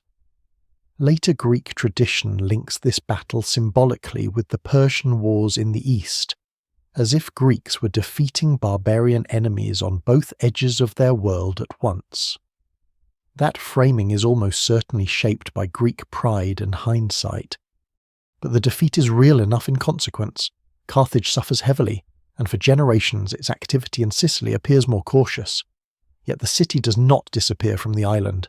It waits, recalculates, and returns. That pattern becomes one of the defining features of Carthaginian history. Defeat does not always destroy it. Often it teaches it to endure. When Carthage comes back in force during the late 5th century, Sicily again becomes a theatre of terror. Cities such as Selinus and Himera fall to Carthaginian assault, and Greek sources describe destruction with the horror reserved for enemies at the gates. These accounts must be read carefully, because hostile writers often emphasize Punic cruelty, while softening Greek violence. But sieges in this period are brutal by any standard. Walls are battered, defenders starve. Civilians are enslaved or killed, temples are threatened, and the fate of a city can change in a day. What survives in the record suggests that Carthaginian commanders are capable of both calculated diplomacy and devastating force. They are not raiders playing at empire. They are agents of a state willing to use terror when strategic pressure demands it. Yet Carthage never fully masters Sicily. Syracuse remains the great obstacle, a city wealthy, fortified, politically volatile, and militarily formidable. Under leaders such as Dionysius the Elder, Syracuse becomes a power able to challenge Carthage repeatedly. Dionysius builds fleets, fortifications, siege engines, and a military machine that makes him one of the most dangerous rulers in the Greek West. The struggle between Carthage and Syracuse is not a simple clash between civilization and barbarism, despite what Greek storytelling sometimes implies. Both sides use mercenaries, both sides practice ruthless siege warfare, both sides make and break alliances, both sides seek control over cities that would often prefer not to be crushed by either. A lesser-known but important detail is the role of disease in these campaigns. Several Carthaginian armies in Sicily are struck by plague or epidemic illness, especially during sieges or encampments in unhealthy conditions. Ancient armies are vulnerable organisms.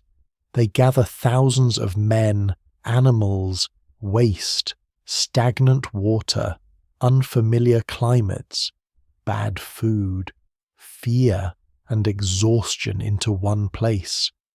Then wonder why invisible death spreads through the camp. For Carthage. Disease can undo planning as effectively as enemy action. A commander may bring ships, siege equipment, cavalry, infantry, money, and diplomatic promises, only to watch fever break the army before the walls do. Scholars still debate the exact nature of these outbreaks, because ancient descriptions are rarely medically precise, but their strategic impact is unmistakable. Sicily also reveals the burden of Carthage's military model. Its armies are diverse and often effective, but they require constant payment and careful command. Libyan troops, Iberians, Campanians, Greeks, and others appear in different campaigns, bringing useful skills but also different loyalties. A successful Carthaginian general must not merely defeat the enemy, he must hold together a temporary society of armed men who do not all share language, homeland, or long-term allegiance. In Sicily, where campaigns drag on and supplies become uncertain, that challenge intensifies. The island tests every part of the Carthaginian system: naval logistics, treasury, diplomacy, mercenary management, siegecraft, and political patience back home. For the people living on Sicily, these great strategic concerns arrive as fire at the gate. A farmer near a contested city may care little whether Carthage or Syracuse claims the moral high ground. He sees grain seized, animals driven away, sons recruited, fields burned, and refugees moving along roads with whatever they can carry. The island becomes a place where imperial ambition touches ordinary life with intimate violence. The grand struggle for harbours and routes is also a struggle over wells, storehouses, walls, and doorways. Ancient history often remembers the names of generals, but Sicily's soil holds the quieter memory of those who endured the decisions of distant councils and tyrants. Carthage's inability to finish the Sicilian question leaves a permanent wound in its strategy. The island remains too important to abandon and too difficult to conquer. Every renewed war consumes ships, money, soldiers, and attention. Every truce feels temporary. Every Greek appeal for help, every tyrant's ambition, every Punic stronghold, every threatened trade route keeps the conflict alive. No single explanation fully accounts for the endurance of this struggle. But geography is at the centre of it. Sicily is simply too central. It is the stepping stone, the granary, the naval base, the shield, and the dagger pointed in several directions at once. By the time Rome begins looking south with growing seriousness, Sicily has already been shaped by centuries of Carthaginian-Greek rivalry. The island is wealthy, militarized, divided, and accustomed to outside intervention. Carthage holds important positions, but not uncontested dominance. Greek cities remain proud and dangerous. Mercenaries wander through the political landscape like sparks near dry grass. The old conflicts have not prepared Sicily for peace. They have prepared it for a larger war. When Rome finally enters the sea, it does not step into an empty arena. It steps onto an island already soaked in rivalry, where Carthage has learned both the value of power and the frustration of limits. Sicily is the prize Carthage cannot release, and soon it will become the place where Rome discovers that to challenge Carthage, it must first become something it has never truly been: a naval power. Rome does not enter the sea as natural master of it. For much of its early rise, Rome is a land power, a city of farmers, soldiers, roads, obligations, and stubborn expansion across Italy. Its strength grows from fields, alliances, citizen manpower, and an astonishing ability to absorb hardship without surrendering its political will. The Roman imagination is not born in harbours the way Carthage's is. Rome learns rivers, hills, roads, siege works, infantry discipline, and the management of conquered communities before it truly learns the open water. Yet history sometimes changes not because a people are ready, but because geography leaves them no choice. Sicily draws Rome toward the sea, and once Rome steps there, The old balance of the Western Mediterranean begins to crack. The immediate doorway into this new conflict is messy, local, and almost ordinary by the standards of ancient politics. It begins not with a grand declaration that two civilizations must fight for the world, but with mercenaries, fear, opportunity, and a Sicilian city in trouble. Messana, positioned near the narrow strait between Sicily and Italy, becomes the spark. A group of Campanian mercenaries known as the Mamertines seize control of the city and then find themselves threatened by Syracuse. In desperation, they look for help from more than one direction. Carthage becomes involved. Rome is invited as well. The details are complicated and were later filtered through Roman explanations that tried to make Roman intervention seem justified. Scholars still debate how much strategic calculation, legal argument, and opportunism shaped the decision, but the result is clear. Rome crosses into Sicily, and by doing so it enters the arena where Carthage has been fighting for generations. For Carthage, Rome's arrival is alarming but perhaps not immediately unimaginable. Rome has already become powerful in Italy, but it is not yet the naval empire later generations will know.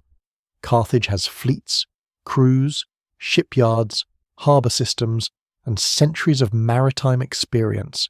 If the struggle remains at sea, Carthage appears to have the advantage.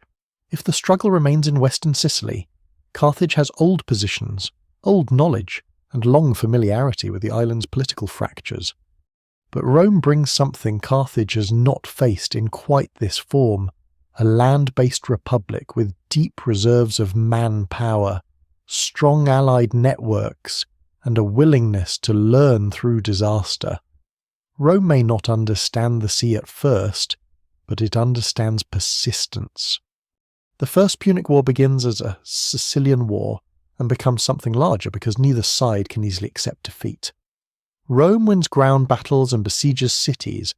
Carthage uses its fleet to supply coastal strongholds and maintain flexibility. Sicily's geography favours this kind of drawn-out struggle. A city can be difficult to take if it can be supplied from the sea.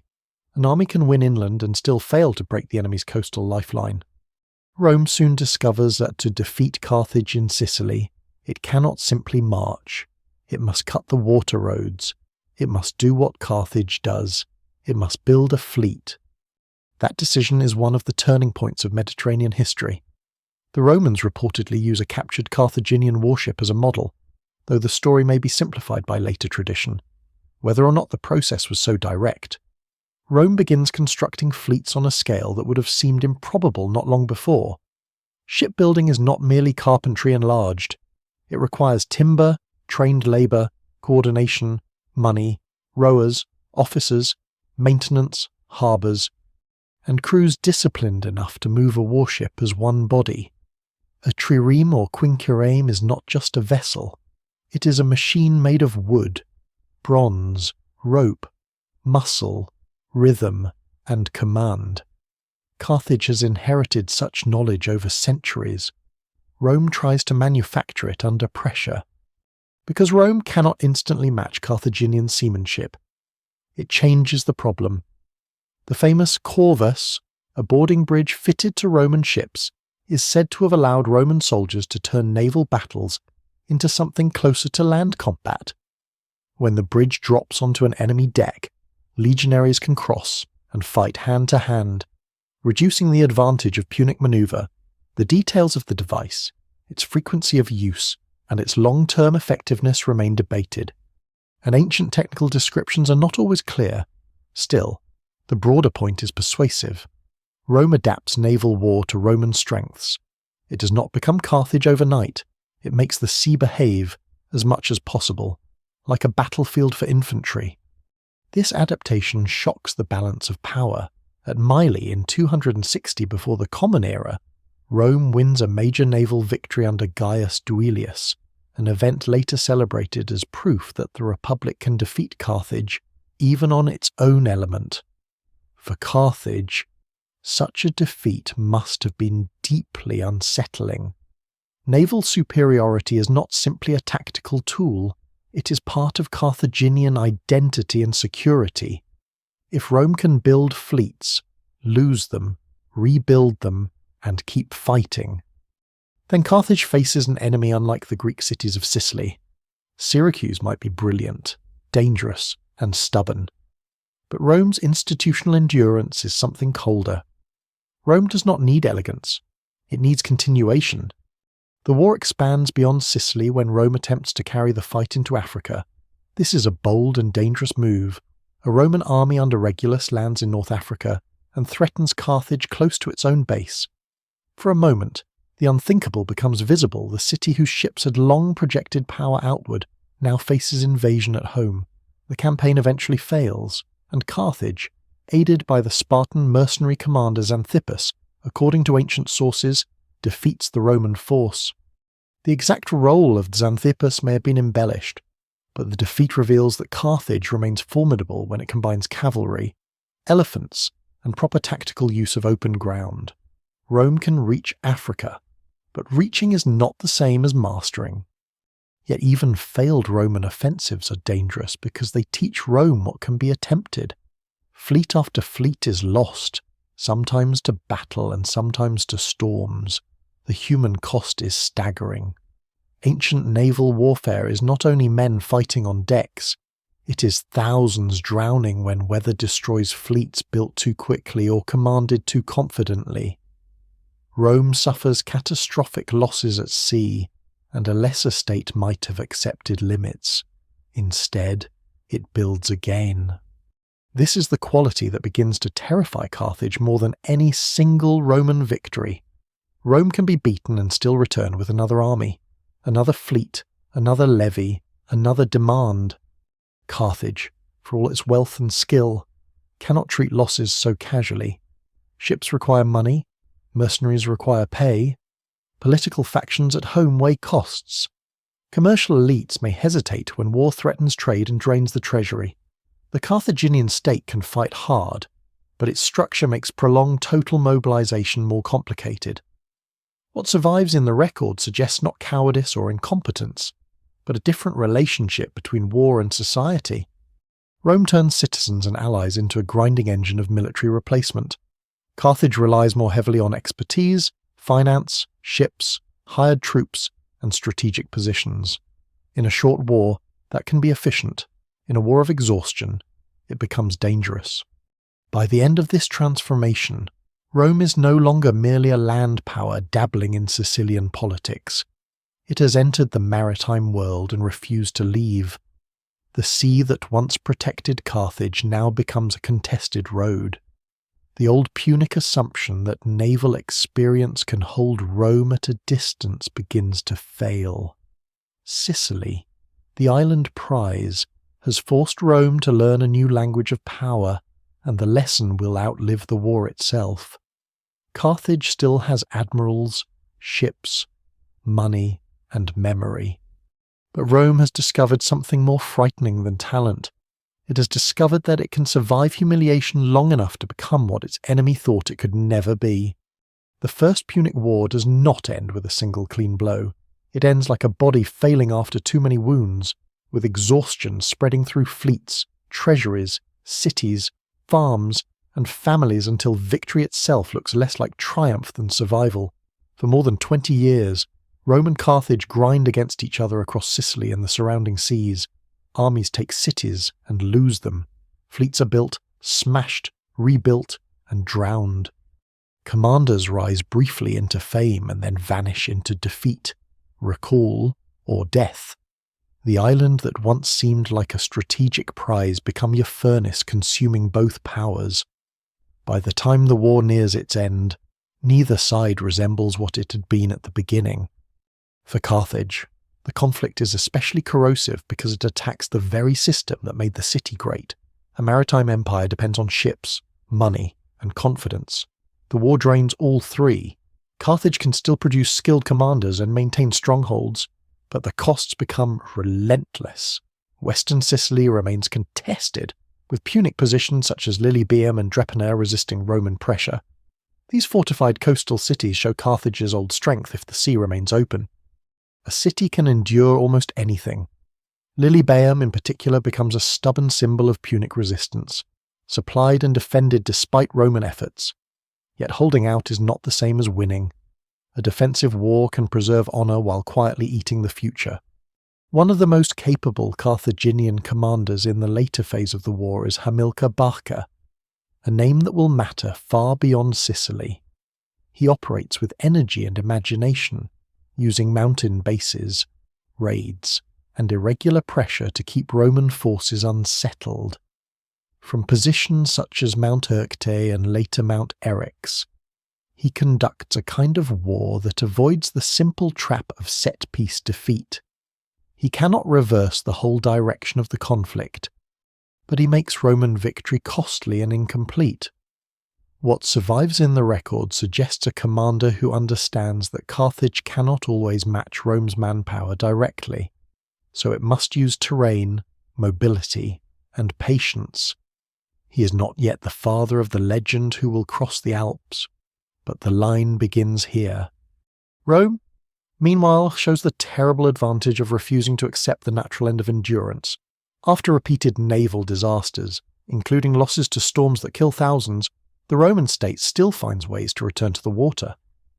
Near the end of the war, wealthy Roman citizens help finance a new fleet, a striking sign of how deeply the conflict has entered the Republic's political and social will. At the Battle of the Aegates Islands in 241 before the Common Era, this renewed Roman fleet defeats the Carthaginian navy attempting to supply the forces in Sicily. The battle is decisive not because every Carthaginian hope dies in one afternoon, but because it cuts the practical line between resistance and possibility. Without reliable naval support, the Punic position in Sicily can no longer be maintained. Carthage asks for peace. The terms are harsh. It must evacuate Sicily or to return prisoners, and pay a large indemnity. Rome gains Sicily, its first overseas province, though the administrative shape of Roman provincial rule develops over time. Carthage loses not only territory but prestige, ships, money, and the aura of naval inevitability. The psychological wound is deep. For centuries, Carthage had been the Western sea power, the city others had to negotiate with or avoid. Now a land power from Italy has beaten it in a naval war and taken the island that had consumed Punic ambition for generations. The loss is not total destruction, but it is a humiliation sharp enough to change everything. Yet the war's most dangerous consequence is not the treaty itself. It is what happens when Carthage returns home to unpaid soldiers. The city has relied on mercenaries and subject troops through years of brutal campaigning. These men expect payment.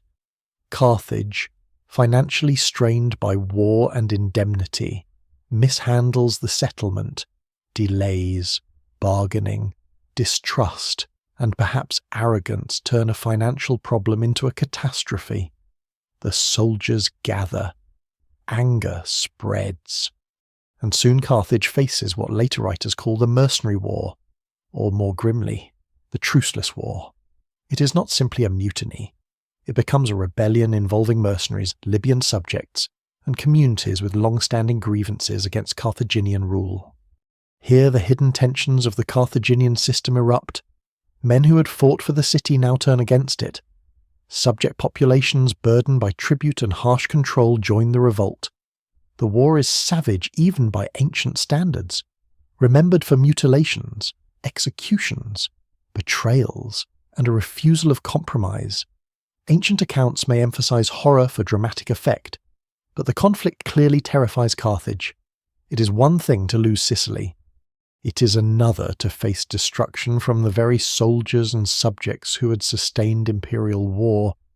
The empire without a crown suddenly discovers how quickly its knots can tighten around its own throat. Hannibal Barca emerges again, this time not merely as a clever commander in Sicily but as a saviour of the city. Alongside other Carthaginian leaders, he fights a desperate internal war to crush the rebels. The details are complicated and filtered through sources that often prefer moral drama, but the outcome is clear. Carthage survives. It defeats the mercenaries and reasserts control, though at enormous cost. The victory is not clean. It leaves bitterness, fear, and perhaps a hardened sense among Carthaginian elites that weakness invites annihilation. No single explanation fully accounts for the political atmosphere after the war. But one thing is unmistakable: Carthage has been forced to look into the face of collapse and has not forgotten it. Then Rome adds another injury. During Carthage's weakness after the mercenary war, Rome seizes Sardinia and later Corsica, forcing Carthage to accept the loss and pay additional compensation. From the Roman perspective, this may be justified through claims of security and opportunistic diplomacy. From the Carthaginian perspective, it is robbery under threat. The seizure deepens resentment and convinces many in Carthage that Rome will not be satisfied by treaty limits. Peace has not restored balance. It has created a world in which Rome can exploit Carthaginian weakness and call the result order. This moment is one of the great turning points because Carthage might have faded here. It has lost Sicily. It has lost Sardinia. It has nearly been destroyed by revolt. Its treasury is strained. Its reputation is damaged. Many states would have become cautious, inward, diminished. Instead, Carthage begins to search for another base of power, and Hamilcar looks west toward Iberia. There, beyond Rome's immediate reach, old Punic and Phoenician connections still exist. There are mines, warriors, trade routes, and room for a bold family to rebuild what the state has lost. The First Punic War therefore ends not with closure, but with displacement. Carthage's old central Mediterranean position has been broken, but its ambition has not died. Rome believes it has pushed its rival back. In truth, it has helped drive Carthaginian energy toward a new frontier, where wealth and vengeance can grow together. The catastrophe of Sicily and the terror of the mercenary war leave Carthage wounded, poorer, and angrier. Out of that anger comes a western gamble that will one day send an army across mountains no Roman thought an enemy could cross. Iberia becomes the place where Carthage learns to breathe again. After Sicily is lost, after Sardinia is taken, after the mercenary war nearly tears the city apart from within, the old empire cannot simply return to what it was. Its central sea routes are damaged, its prestige is wounded, and Rome now stands across the water as a power that has already shown both endurance and opportunism. Carthage needs money, soldiers, confidence, and a future beyond humiliation. Hamilcar Barca sees that future in the west, in a land already touched by Phoenician and Punic trade, rich in metals, divided among many communities, and far enough from Rome to allow recovery before confrontation becomes unavoidable again. Iberia is not an empty treasure chest waiting for Carthaginian hands. It is a vast and varied peninsula of mountains, river valleys, mining regions, coastal settlements, fortified hill communities, tribal confederations, local kings, warriors, farmers, herders, and trading towns. Phoenician influence has long existed along parts of the southern coast, especially around Gadir, but inland power belongs to local peoples whose politics are complex and not always visible through later Roman sources. The evidence remains incomplete, and Greek and Roman writers often describe Iberian communities from the outside, emphasizing warlike customs, silver wealth, and shifting alliances. Yet what survives in the record suggests a world where Carthage cannot rule by simple command. It must bargain, marry, fight, reward, threaten, and persuade. Hamilcar's movement into Iberia after the mercenary war is therefore more than a military campaign. It is a reconstruction project. Carthage needs new revenue to pay Rome's indemnity and restore its strength. Iberia's mines offer silver and other metals on a scale capable of changing the city's fortunes. Armies need coin, and coin needs metal. The Barcid expansion in Iberia, led first by Hamilcar, then by his son-in-law Hasdrubal the Fair, and later by Hannibal, creates something unusual. A Carthaginian power base that is deeply connected to the state, but also strongly marked by one family's ambition. Scholars still debate how independent the Barcids were from the Carthaginian government. Were they loyal servants rebuilding national strength, semi-autonomous warlords creating a personal empire, or something in between? no single explanation fully accounts for the evidence. The most likely answer is uncomfortable and human. They were both instruments of Carthage and architects of their own power. Hamilcar brings with him the experience of defeat and survival. He has seen Rome's persistence in Sicily and the fury of unpaid soldiers in Africa. He understands that Carthage cannot face Rome again without a stronger base. In Iberia, he uses war where necessary and diplomacy where useful. Local leaders may become allies through treaties, gifts, marriages, or shared enemies. Warriors are recruited into Carthaginian service, bringing skills, toughness, and local knowledge. Mining wealth begins to feed the treasury and the army. The Barcid project is not merely occupation, it is integration through force and opportunity. A defeated empire starts to turn into a Western military machine. There is a darker emotional layer to this expansion. Later tradition claims that Hannibal, still a boy, swore an oath of hostility to Rome at his father's command before the family left for Iberia. The story is famous, almost too perfect, and like many ancient memories, it may have been shaped for dramatic meaning. Whether the oath happened exactly as told is uncertain, but the tradition captures something real about the Barcid world. For Hamilcar, Rome is not simply a rival state. It is the power that has humiliated Carthage, stripped away islands, and exploited weakness. His sons grow up in the shadow of that injury. Iberia is not only a frontier of wealth, it is a school of revenge. Hamilcar dies campaigning in Iberia, and leadership passes to Hasdrubal the Fair. Under Hasdrubal, Carthaginian power takes on a more diplomatic and urban form. He founds or develops New Carthage, known later as Carthago Nova, on the southeastern coast. The choice of location is brilliant. The city has an excellent harbour, access to rich mining districts, defensible terrain, and strong connections to inland routes. It becomes the western mirror of the African capital, a base for fleets, armies, administrators, and money.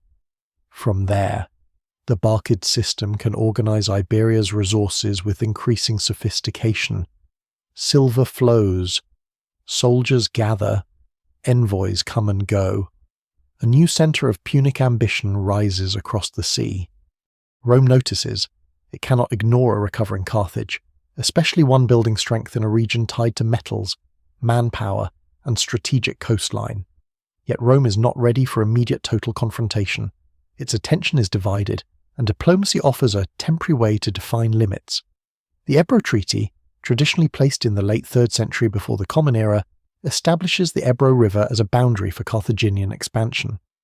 Though the exact terms and interpretation remain debated, the treaty becomes important later because of Saguntum, a city south of the Ebro but allied in some fashion with Rome. The details are tangled, and ancient sources present the matter through the legal arguments of war. What matters is that Iberia is no longer a distant recovery zone. It is becoming the place where Roman and Carthaginian claims begin to overlap dangerously. When Hasdrubal is assassinated, Hannibal takes command. He is young, but he is not inexperienced. He has grown up in camp, in negotiation, in the hard practical world of frontier command. He knows Iberian warfare, Carthaginian politics, and the emotional inheritance of his father's defeat. He also inherits a powerful army, not a loose band of raiders but a hardened, multinational force tied to him through pay, success, loyalty, and charisma. Iberians, Libyans, Numidians, and others become part of a military structure that reflects the wider Carthaginian world. It is flexible, diverse, and dangerous. Hannibal's genius will later make this army legendary, but the foundation is built before the Alps, in the mines, roads, camps, and alliances of Iberia. The surprising detail is how close Carthage comes to reinventing itself. After the First Punic War, Rome might have expected a diminished rival. Instead, the Barcids create a second Carthaginian heart in the west. The African capital remains the political and sacred centre, but Iberia becomes the engine of renewal. It provides silver for coinage, soldiers for campaigns, and a strategic depth that Rome cannot easily control. Carthage's older maritime empire had depended on islands and sea lanes. The new power in Iberia is more territorial, more militarized, and more personal. It is Carthage changed by defeat. But recovery also creates danger. The stronger Hannibal becomes, the more Rome worries, the more Rome pressures, the more the Barcid project feels encircled. Saguntum becomes the spark because it sits at the intersection of treaty, pride, alliance, and strategy. When Hannibal attacks and captures the city after a hard siege, Rome treats it as a cause for war. Carthage, whether out of conviction, factional politics, or inability to restrain its general, does not surrender him. Scholars still debate responsibility and intention. Did Hannibal seek war deliberately? Did Rome use Saguntum as a pretext? Did both sides walk knowingly toward conflict? Because the peace after the First Punic War had never truly healed. The evidence does not allow a simple answer. What is clear is that Iberia has changed the scale of possibility. Carthage is no longer merely defending old possessions. It has built a Western platform from which a commander can attempt something no Roman expects. Hannibal does not plan to wait for Rome to invade Africa or Spain at its convenience. He will carry the war overland, through hostile terrain, across rivers, through Gaul, and toward the mountains that stand like a wall between the known and the impossible. The gamble that begins with mines and treaties is about to become one of the most audacious military movements in ancient history. Hannibal does not cross into legend by choosing the easy road. He crosses because every easier road belongs, in some way, to Rome. After Saguntum falls and the Second Great War becomes unavoidable, the expected pattern would be familiar enough. Roman fleets move, armies land, Carthaginian forces defend, and the Mediterranean again becomes a contest of supply lines, coastal bases, and endurance.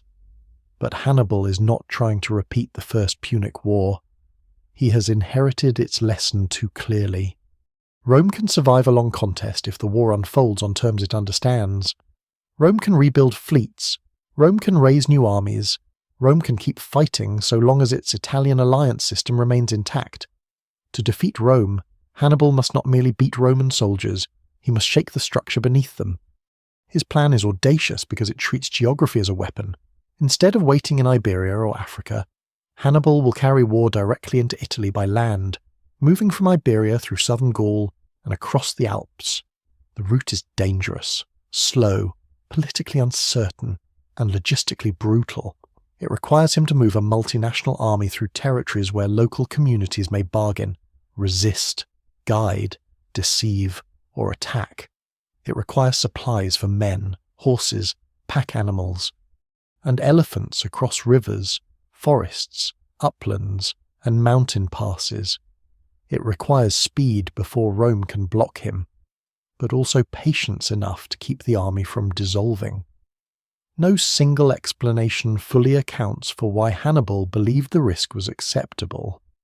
But what survives in the record suggests a commander who understood that the impossible route might be safer than the obvious one, precisely because Rome would not expect it in time. He leaves New Carthage with a large army drawn from the world the Barcids had built Iberian infantry, Libyan veterans, Numidian cavalry, Balearic slingers, officers hardened by frontier war, and elephants whose presence would later become inseparable from the story. The exact numbers are disputed, as ancient sources often inflate or reshape army sizes, but the pattern is clear. The force that begins the march is far larger than the force that reaches Italy. Hannibal knows he will lose men along the way.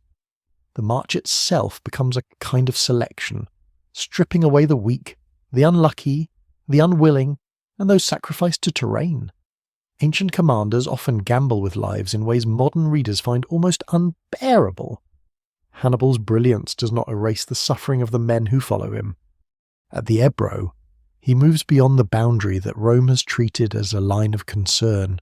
In the lands north of it, he must secure passage through force and negotiation. Some communities submit, others resist, and each delay costs time. He leaves troops behind to hold Iberia and protect the Barcid base. A reminder that his invasion is not a reckless abandonment of the West, but part of a wider strategy.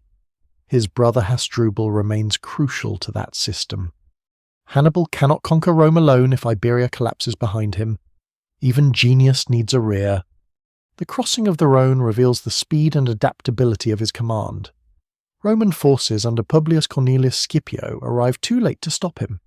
Hannibal has already crossed the river, reportedly using boats, rafts, and improvised methods while cavalry and local opposition complicate the movement. The elephants, massive and anxious, must be brought over water, an operation that ancient writers describe with fascination because it seems to combine engineering, animal handling, and theatre. The details may be embellished, but the logistical truth remains striking. Hannibal's army is not simply marching. It is solving crisis after crisis before Rome can force the decisive crisis it wants. Then come the Alps.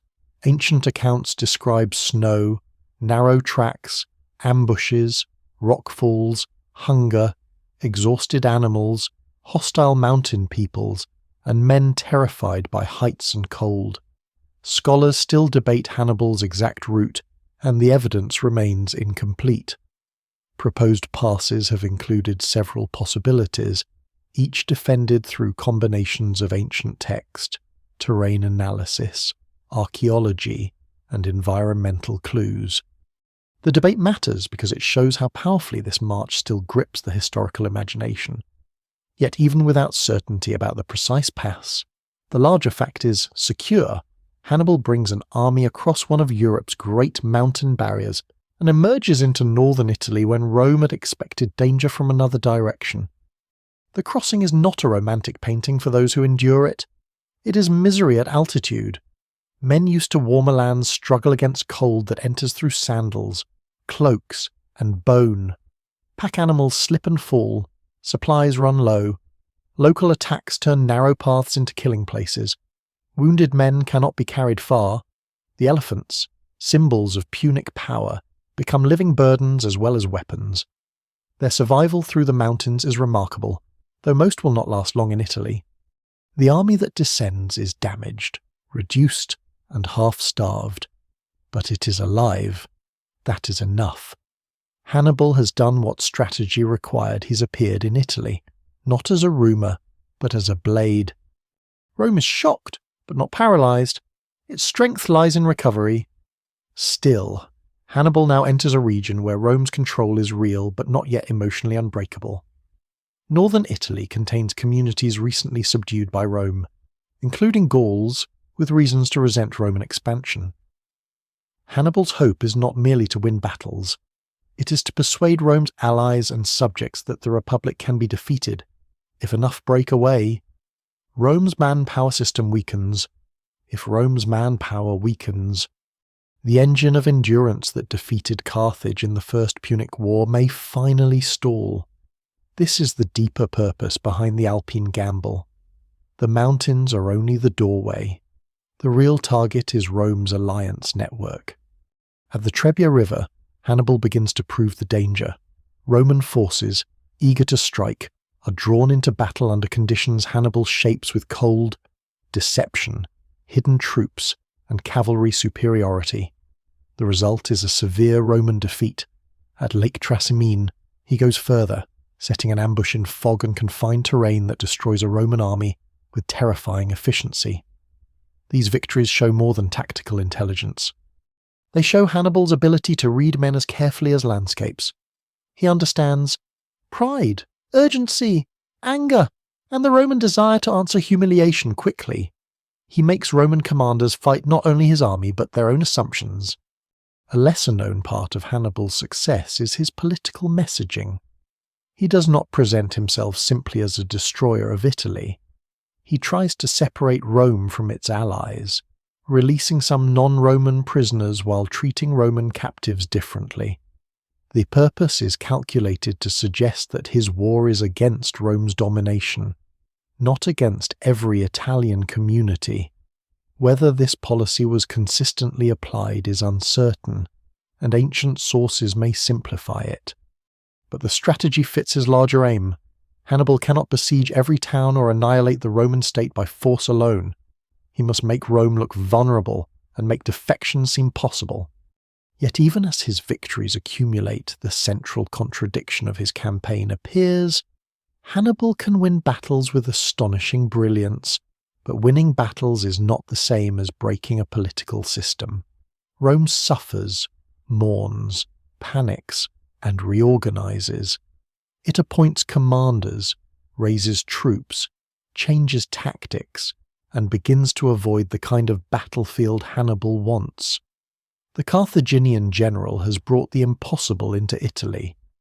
But now he must make the impossible produce a permanent result.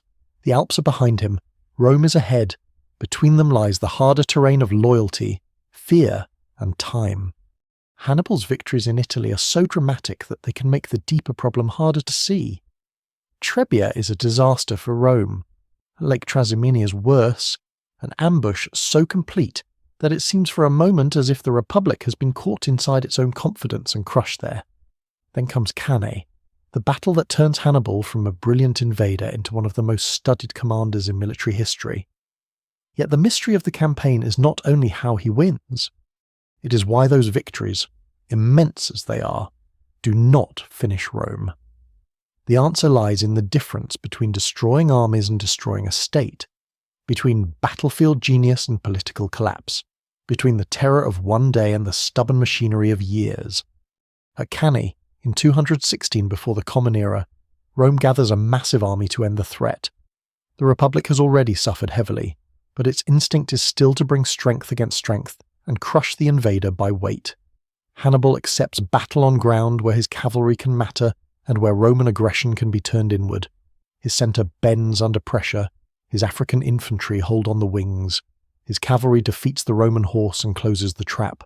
The Roman infantry, packed tightly and driving forward, becomes surrounded. What follows is slaughter on a scale that shocks even a violent age. Ancient numbers vary and may be exaggerated, but there is no doubt that Rome loses tens of thousands of men, including many citizens, allies, officers, and members of its political class. Cannae is not merely a defeat, it is a wound cut into the ruling body of Rome. For almost any other Mediterranean state, Cannae might have ended the war. A rival could demand terms, allies could defect, political factions could overthrow the leadership that had failed, panic could open gates. But Rome does something colder and more extraordinary. It refuses to negotiate. It mourns, restricts public grief, raises new forces, arms younger and poorer men, and continues. The Republic absorbs the unimaginable and turns survival into policy. This is where Hannibal's problem becomes clear. He can defeat Roman armies, but he cannot force Rome to admit that defeat means surrender. A battlefield can kill men. It cannot automatically kill institutions that are prepared to replace them. Still, Cannae does shake Italy. Some communities in southern Italy, most famously Capua, go over to Hannibal. Others hesitate. Some remain loyal to Rome out of fear, calculation, local rivalries, or genuine attachment to the Roman system. This is the political war Hannibal had hoped to ignite. He does not need every ally to defect, only enough to break Rome's manpower base and prestige. Yet the defections are uneven. Many central Italian allies hold firm. Latin colonies remain crucial. Rome's network, built over generations through treaties, colonies, roads, shared military obligations, and carefully distributed privilege, proves harder to unravel than Hannibal expected. Scholars still debate whether he misjudged the loyalty of Rome's allies or whether he simply lacked the tools to exploit defections fully. No single explanation fully accounts for the failure. The evidence suggests a brutal combination of Roman resilience, Allied caution, Hannibal's limited siege capacity, and insufficient Carthaginian reinforcement. The question of why Hannibal does not march directly on Rome after Cannae has haunted the story for centuries. Ancient tradition preserves criticism from within his own circle. suggesting that he knew how to win victory but not how to use it. That judgment is memorable, but it may be unfair. Rome is not merely a symbol on a hill. It is a large, fortified city, difficult to take without siege equipment, secure supply lines, and enough men to surround and pressure it for a sustained period. Hannibal's army, though victorious, is far from its base, dependent on local supplies and alliances, and not equipped for a quick storming of Rome's walls. Marching to the city might create panic, but panic is not conquest. What survives in the record suggests that Hannibal understood the difference. He needed Rome's allies to fall away. Without that, the city itself would remain a dangerous prize beyond his immediate reach. There is also the problem of Carthage. Hannibal's campaign is extraordinary, but is not matched by an equally extraordinary national commitment from the African capital. Carthage sends some support, but not enough to transform victory into decisive conquest. The reasons remain debated. Political rivals may have distrusted the Barcid family. Resources may have been stretched across Spain, Africa, Sicily, and naval defence. Carthaginian leaders may have believed Hannibal could win through Italian defections without massive reinforcement. They may also have underestimated Rome's refusal to break. The result is one of history's great strategic contradictions. Carthage produces a commander capable of nearly destroying Rome in the field, but does not or cannot support him in a way that finishes the war. Hannibal adapts by turning southern Italy into a long war of movement, alliance, pressure, and attrition. He wins more battles, takes some cities, threatens Roman authority, and keeps his army alive year after year in enemy territory. This endurance is itself astonishing. An invading army normally rots when cut off from steady supply and replacement. Hannibal's army survives through discipline, local resources, diplomacy, foraging, and the personal authority he holds over a diverse force. Iberians, Libyans, Numidians, Gauls, and others remain with him under conditions that would have broken many armies. A lesser-known detail is that Hannibal's command is not only tactical brilliance but human management. He must keep men of different languages and customs loyal, while the war stretches far beyond the quick decision many may have expected. Rome changes its approach under Fabius Maximus. It learns to avoid Hannibal's preferred kind of battle, shadowing him, cutting supplies, harassing allies, and refusing the emotional satisfaction of immediate revenge. This Fabian strategy is unpopular because it feels like weakness, but it recognizes the truth that Cannae revealed. Fighting Hannibal on his terms is ruin. Rome must fight the war around him, not through him. Over time, Roman pressure grows on the cities that defected. Capua is punished. Syracuse, after joining the Carthaginian side, eventually falls to Rome in Iberia. Roman commanders begin attacking the Barcid base that sustains Carthaginian power. The war widens until Hannibal's brilliance in Italy becomes only one part of a larger struggle that Rome is learning to manage. The tragedy for Carthage is that its greatest victory creates no final peace, no conquered Rome, no permanent collapse of the enemy alliance. It creates fear, admiration, and delay. Hannibal remains undefeated in the grand imagination, yet strategically he becomes trapped inside his own success. Rome will not offer the decisive battle he wants unless it must. Many Italian allies will not risk everything unless Rome appears truly doomed. Carthage will not or cannot send enough force to make Rome truly doomed. The campaign becomes a long flame burning in Italy, brilliant but unable to spread far enough. And so the empire that almost changed history forever reaches its closest point to an alternate world. After Cannae, one can almost see it Rome humbled, its allies breaking. Carthage restored as the leading power of the West, the Mediterranean organised around Punic harbours rather than Roman roads. But history does not turn on almost. It turns on food, walls, money, loyalty, reinforcements, political will, and the dull refusal of institutions to die when genius expects them to. Hannibal wins the battles that should have changed everything. Rome survives them, and survival becomes its most dangerous weapon. The war turns when Rome stops trying to destroy Hannibal, where he is strongest, and begins attacking the world that makes him possible. Italy remains scarred by his presence, but the wider Carthaginian system is now under pressure from several directions at once. In Iberia, the Roman campaign grows more dangerous. In Sicily, Rome tightens control. In North Africa, Carthage begins to feel the danger of a war that may return to its own doorstep. Hannibal still moves through Italy with the aura of a commander no ordinary Roman general wants to face directly. But the war has become too large for personal brilliance alone.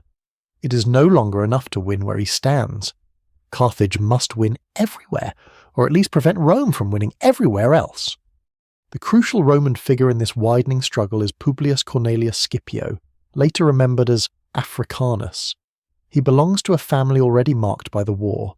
Roman commanders bearing his name had suffered and fought in Iberia, and the younger Scipio emerges not as a simple avenger but as a strategist who understands that Hannibal's Italian campaign depends on a Western foundation. Iberia is the source of silver, soldiers, and Barcid prestige. If Rome can break Carthaginian power there, Hannibal's position in Italy becomes more isolated with every passing season. The campaign is difficult, and the sources favour Roman memory, but what survives in the record suggests that Scipio combines boldness with political intelligence. He does not merely fight battles, he attacks the architecture of Carthaginian recovery.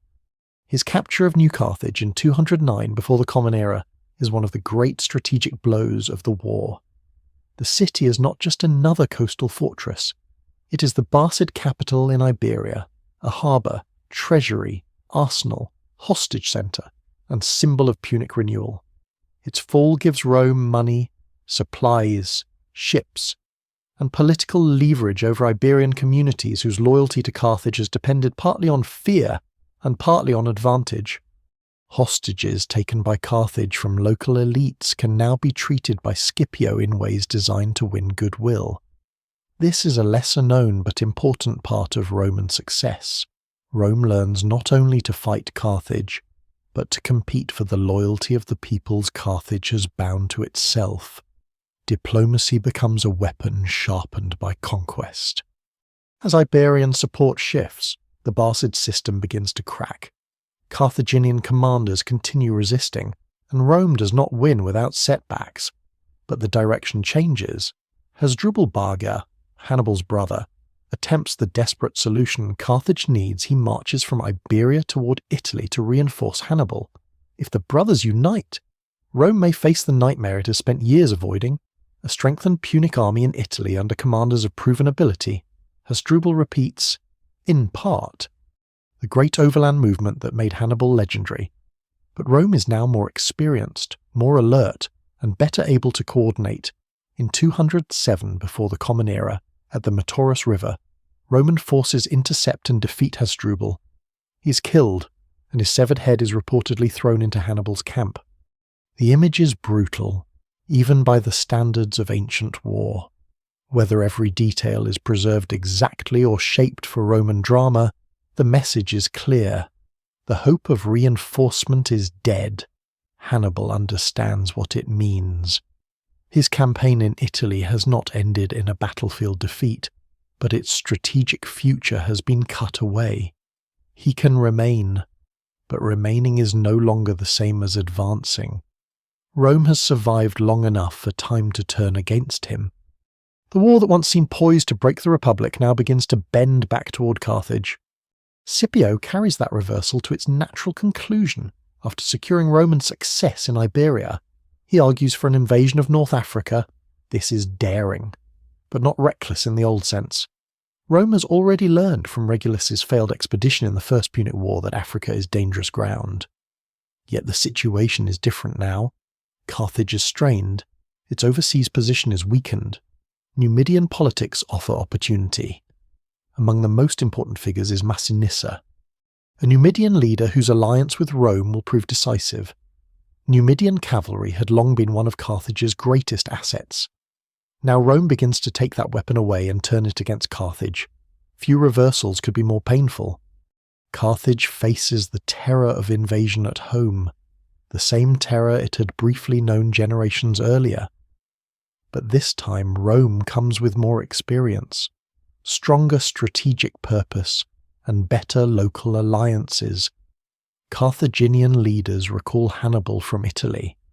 The command is both necessary and tragic. For years he has lived as Rome's nightmare on Italian soil, the undefeated presence that proved the Republic could bleed. Now he must leave without having finished the war he carried over the mountains. His departure is not a confession of personal failure. It is the acknowledgement that strategy has moved elsewhere.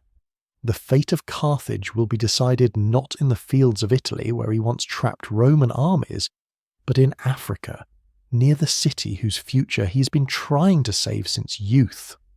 The Battle of Zama in 202 before the Common Era becomes the final answer to Cannae. The exact details of the battle are debated in places, and ancient accounts simplify complex movements, but the broad outline remains powerful. Hannibal commands a Carthaginian army that includes infantry and elephants, but it lacks the same cavalry superiority that had made his greatest victories possible. Scipio, supported by Numidian cavalry under Massinissa, arranges his troops to deal with the elephants and fights with a discipline shaped by years of studying Hannibal's methods. The Roman and allied cavalry eventually return to strike the Carthaginian rear. This time, the encirclement belongs to Rome. Zama does not erase Hannibal's genius. It reveals the conditions genius requires. At Trebia, Trasimene, and Cannae, he had maneuver, cavalry advantage, Roman impatience, and the ability to shape the battlefield. At Zama, those conditions are weakened or reversed. Scipio is not the reckless Roman commander of earlier disasters. He has learned. Rome has learned. That may be the most consequential fact of the war. Carthage nearly destroys Rome through Hannibal's brilliance. But Rome survives long enough to study the danger and adapt. The peace that follows leaves Carthage alive but trapped. It must surrender its fleet except for a small number of ships, pay a heavy indemnity, give up overseas possessions, and agree not to wage war without Roman permission. Its empire is effectively broken. Its capacity for independent foreign policy is crippled. The city remains wealthy enough to recover economically in time, but politically it becomes a shadow under Roman supervision. For a civilization built on roots, fleets, and negotiated power, this is a kind of living confinement. Yet the strange thing is that Carthage does not vanish after Zama. It endures, it trades, farms, rebuilds wealth, and continues as a major city. Hannibal himself later serves as a statesman and reformer, trying to strengthen Carthage's finances and limit corruption before Roman pressure forces him into exile. The evidence remains incomplete, but his post-war career suggests that Carthage still possesses intelligence, resilience, and civic energy. Rome has won the war. But it has not destroyed the memory of fear. That fear will matter. A defeated Carthage that prospers peacefully becomes, in Roman eyes, almost as troubling as a Carthage that fights. So Zama closes one future and opens another darker one. The dream of a Punic Mediterranean is broken. Hannibal's road from the Alps leads back to Africa, not to Roman surrender. The city survives, but survival under the gaze of a resentful victor is never secure. Carthage has lost the right to be dangerous, but Rome has not lost the habit of imagining danger in Carthage. That imagination will one day become more destructive than any army Hannibal commanded. The destruction of Carthage does not begin when Roman soldiers break through its streets. It begins earlier, in the imagination of a victor that cannot feel safe. After Zama, Carthage is disarmed, restricted, watched, and politically humbled. It no longer commands the Western Mediterranean. It cannot wage war without Roman permission. It has lost its fleets, its overseas empire, its Barcid dream, and the military freedom that once made Rome tremble.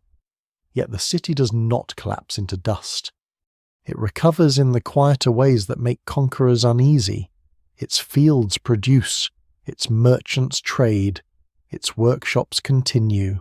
Its citizens pay the indemnity imposed after the Second Punic War faster than Rome expects. A city that has been defeated but not broken can become a more haunting presence than a city still openly at war. For Rome, this recovery is intolerable to some minds. Carthage's renewed prosperity proves that the old enemy still has life in it. The threat is no longer immediate, but memory does not obey strategy. Roman politics preserves men who remember Hannibal not as a distant figure in a schoolbook, but as a living terror who marched through Italy, annihilated armies, and made Rome wonder if its allies would abandon it. The old fear hardens into policy. Cato the Elder becomes the most famous voice of this obsession, repeatedly insisting that Carthage must be destroyed. The phrase survives because it reduces a complex geopolitical anxiety into a hammer blow. Carthage is weak, but it exists. For some Romans, existence is enough. The immediate path to the Third Punic War runs through North Africa, especially through conflict between Carthage and Numidia under Massinissa. Massinissa, Rome's ally since the days of Scipio, builds a strong Numidian kingdom and repeatedly pressures Carthaginian territory. Carthage appeals to Rome, but Roman arbitration often favours Numidia or leaves Carthage frustrated. The defeated city is caught in a trap. If it does nothing, it loses land and dignity piece by piece. If it resists without permission, it violates the treaty with Rome. Eventually, Carthage fights back against Numidian aggression, and Rome treats this as the breach it needs. Scholars still debate how far Rome deliberately engineered the crisis, but the pattern is difficult to ignore. Carthage is punished for trying to defend itself after being placed in a position where not defending itself means slow suffocation. When Roman demands escalate, Carthage first tries submission. It gives hostages. It surrenders weapons. It attempts to avoid annihilation through obedience. Then comes the demand too extreme to accept the city must be abandoned and rebuilt inland, away from the sea. For Carthage, this is not mercy. It is death by relocation. A maritime city cut from its harbour is no longer itself. Its identity, economy, memory, and sacred geography are tied to that coast. To leave the sea would be to become a ghost before destruction even begins. The Carthaginians finally understand that compliance will not save them. With weapons already surrendered, they begin manufacturing new ones in desperation. Hair is said to have been cut for bowstrings. Workshops turn into arsenals. A defeated commercial city becomes, for one final time, a fortress.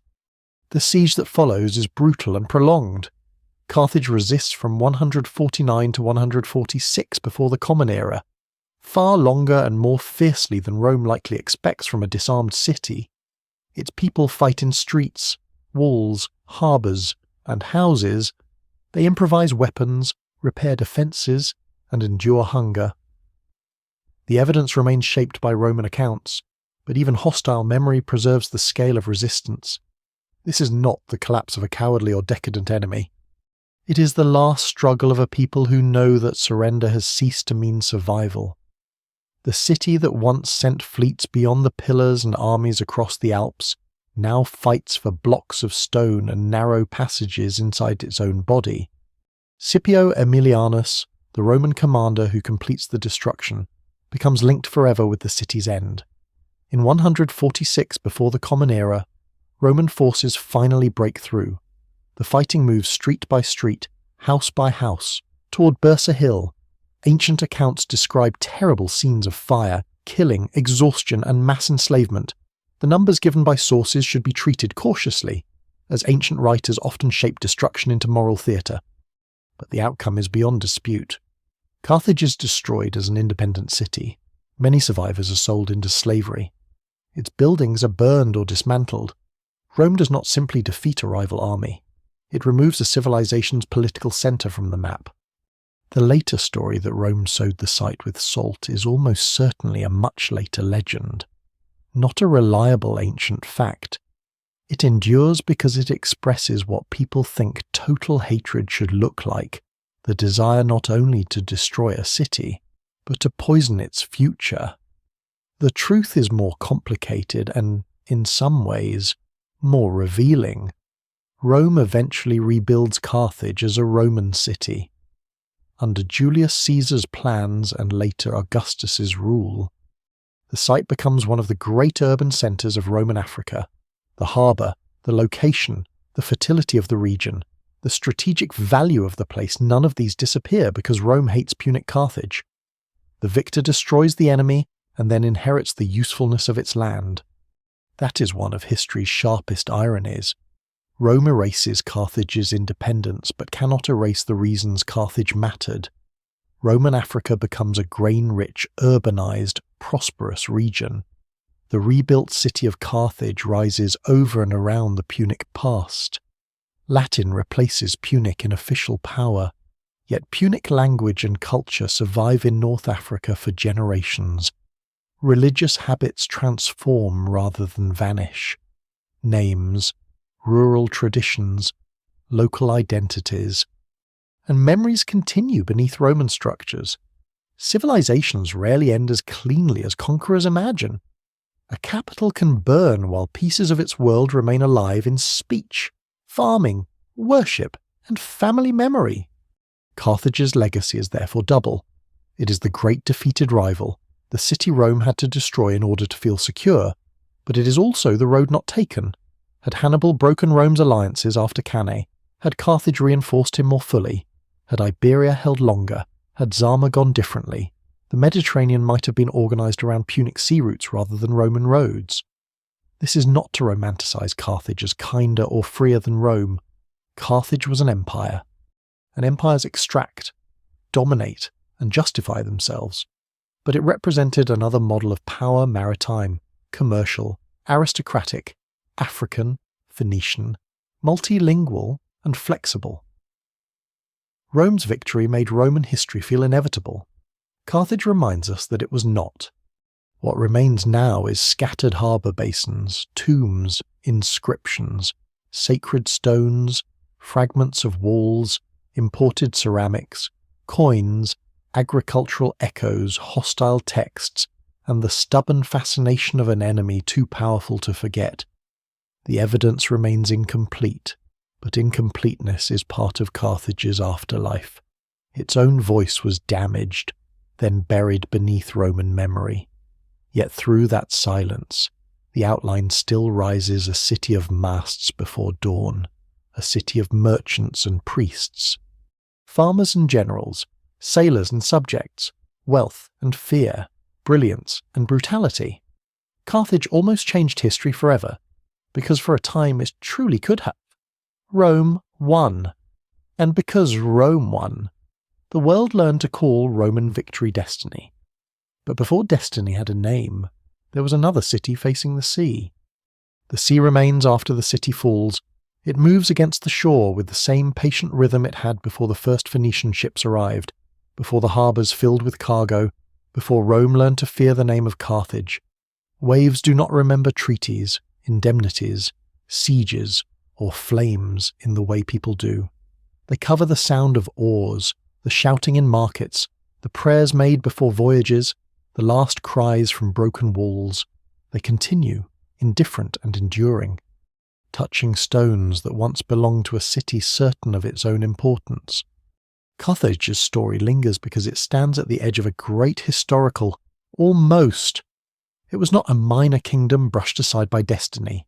It was rich, intelligent, adaptable, and dangerous. It understood the sea before Rome did. It built networks where others built borders. It drew strength from Africa, memory from Phoenicia, wealth from trade, and armies from many peoples. It could be harsh, ambitious, and exploitative, as empires are. It could also be inventive, resilient, and astonishingly skilled at survival. The evidence remains incomplete, yet the fragments are enough to show a civilization far larger than the shadow cast by its enemies. Rome destroyed Carthage, but it never quite escaped it. The memory of Hannibal crossing the Alps stayed alive in Roman fear and Roman pride. The ruins of the city became a warning, then a foundation for a new Roman metropolis, then a field of questions for later centuries. Beneath Roman streets, beneath later stones, beneath the dust of changing empires, the Punic world did not vanish all at once. It faded unevenly.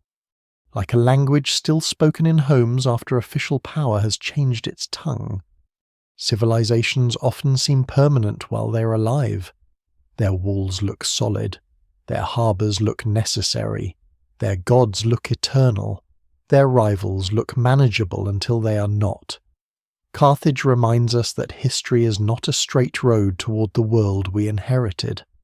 It is a shoreline of possible futures, most of them washed away before they can harden into memory. For a few centuries, one of those futures belonged to a city facing the African Sea, where ships moved out at dawn carrying grain, silver, oil, soldiers, secrets, and hope. Now only traces remain, but traces are not nothing. A carved sign, a broken harbour, a name in an enemy's book, a field once praised for its fertility, a child's urn debated by scholars, a general's march through snow, each keeps some part of Carthage from silence. And in the imagination, the harbour fills once more with morning light, the masts rise dark against the sky, and the new city waits at the edge of the water, not yet defeated, not yet remembered as lost. Still believing the sea belongs to those bold enough to cross it,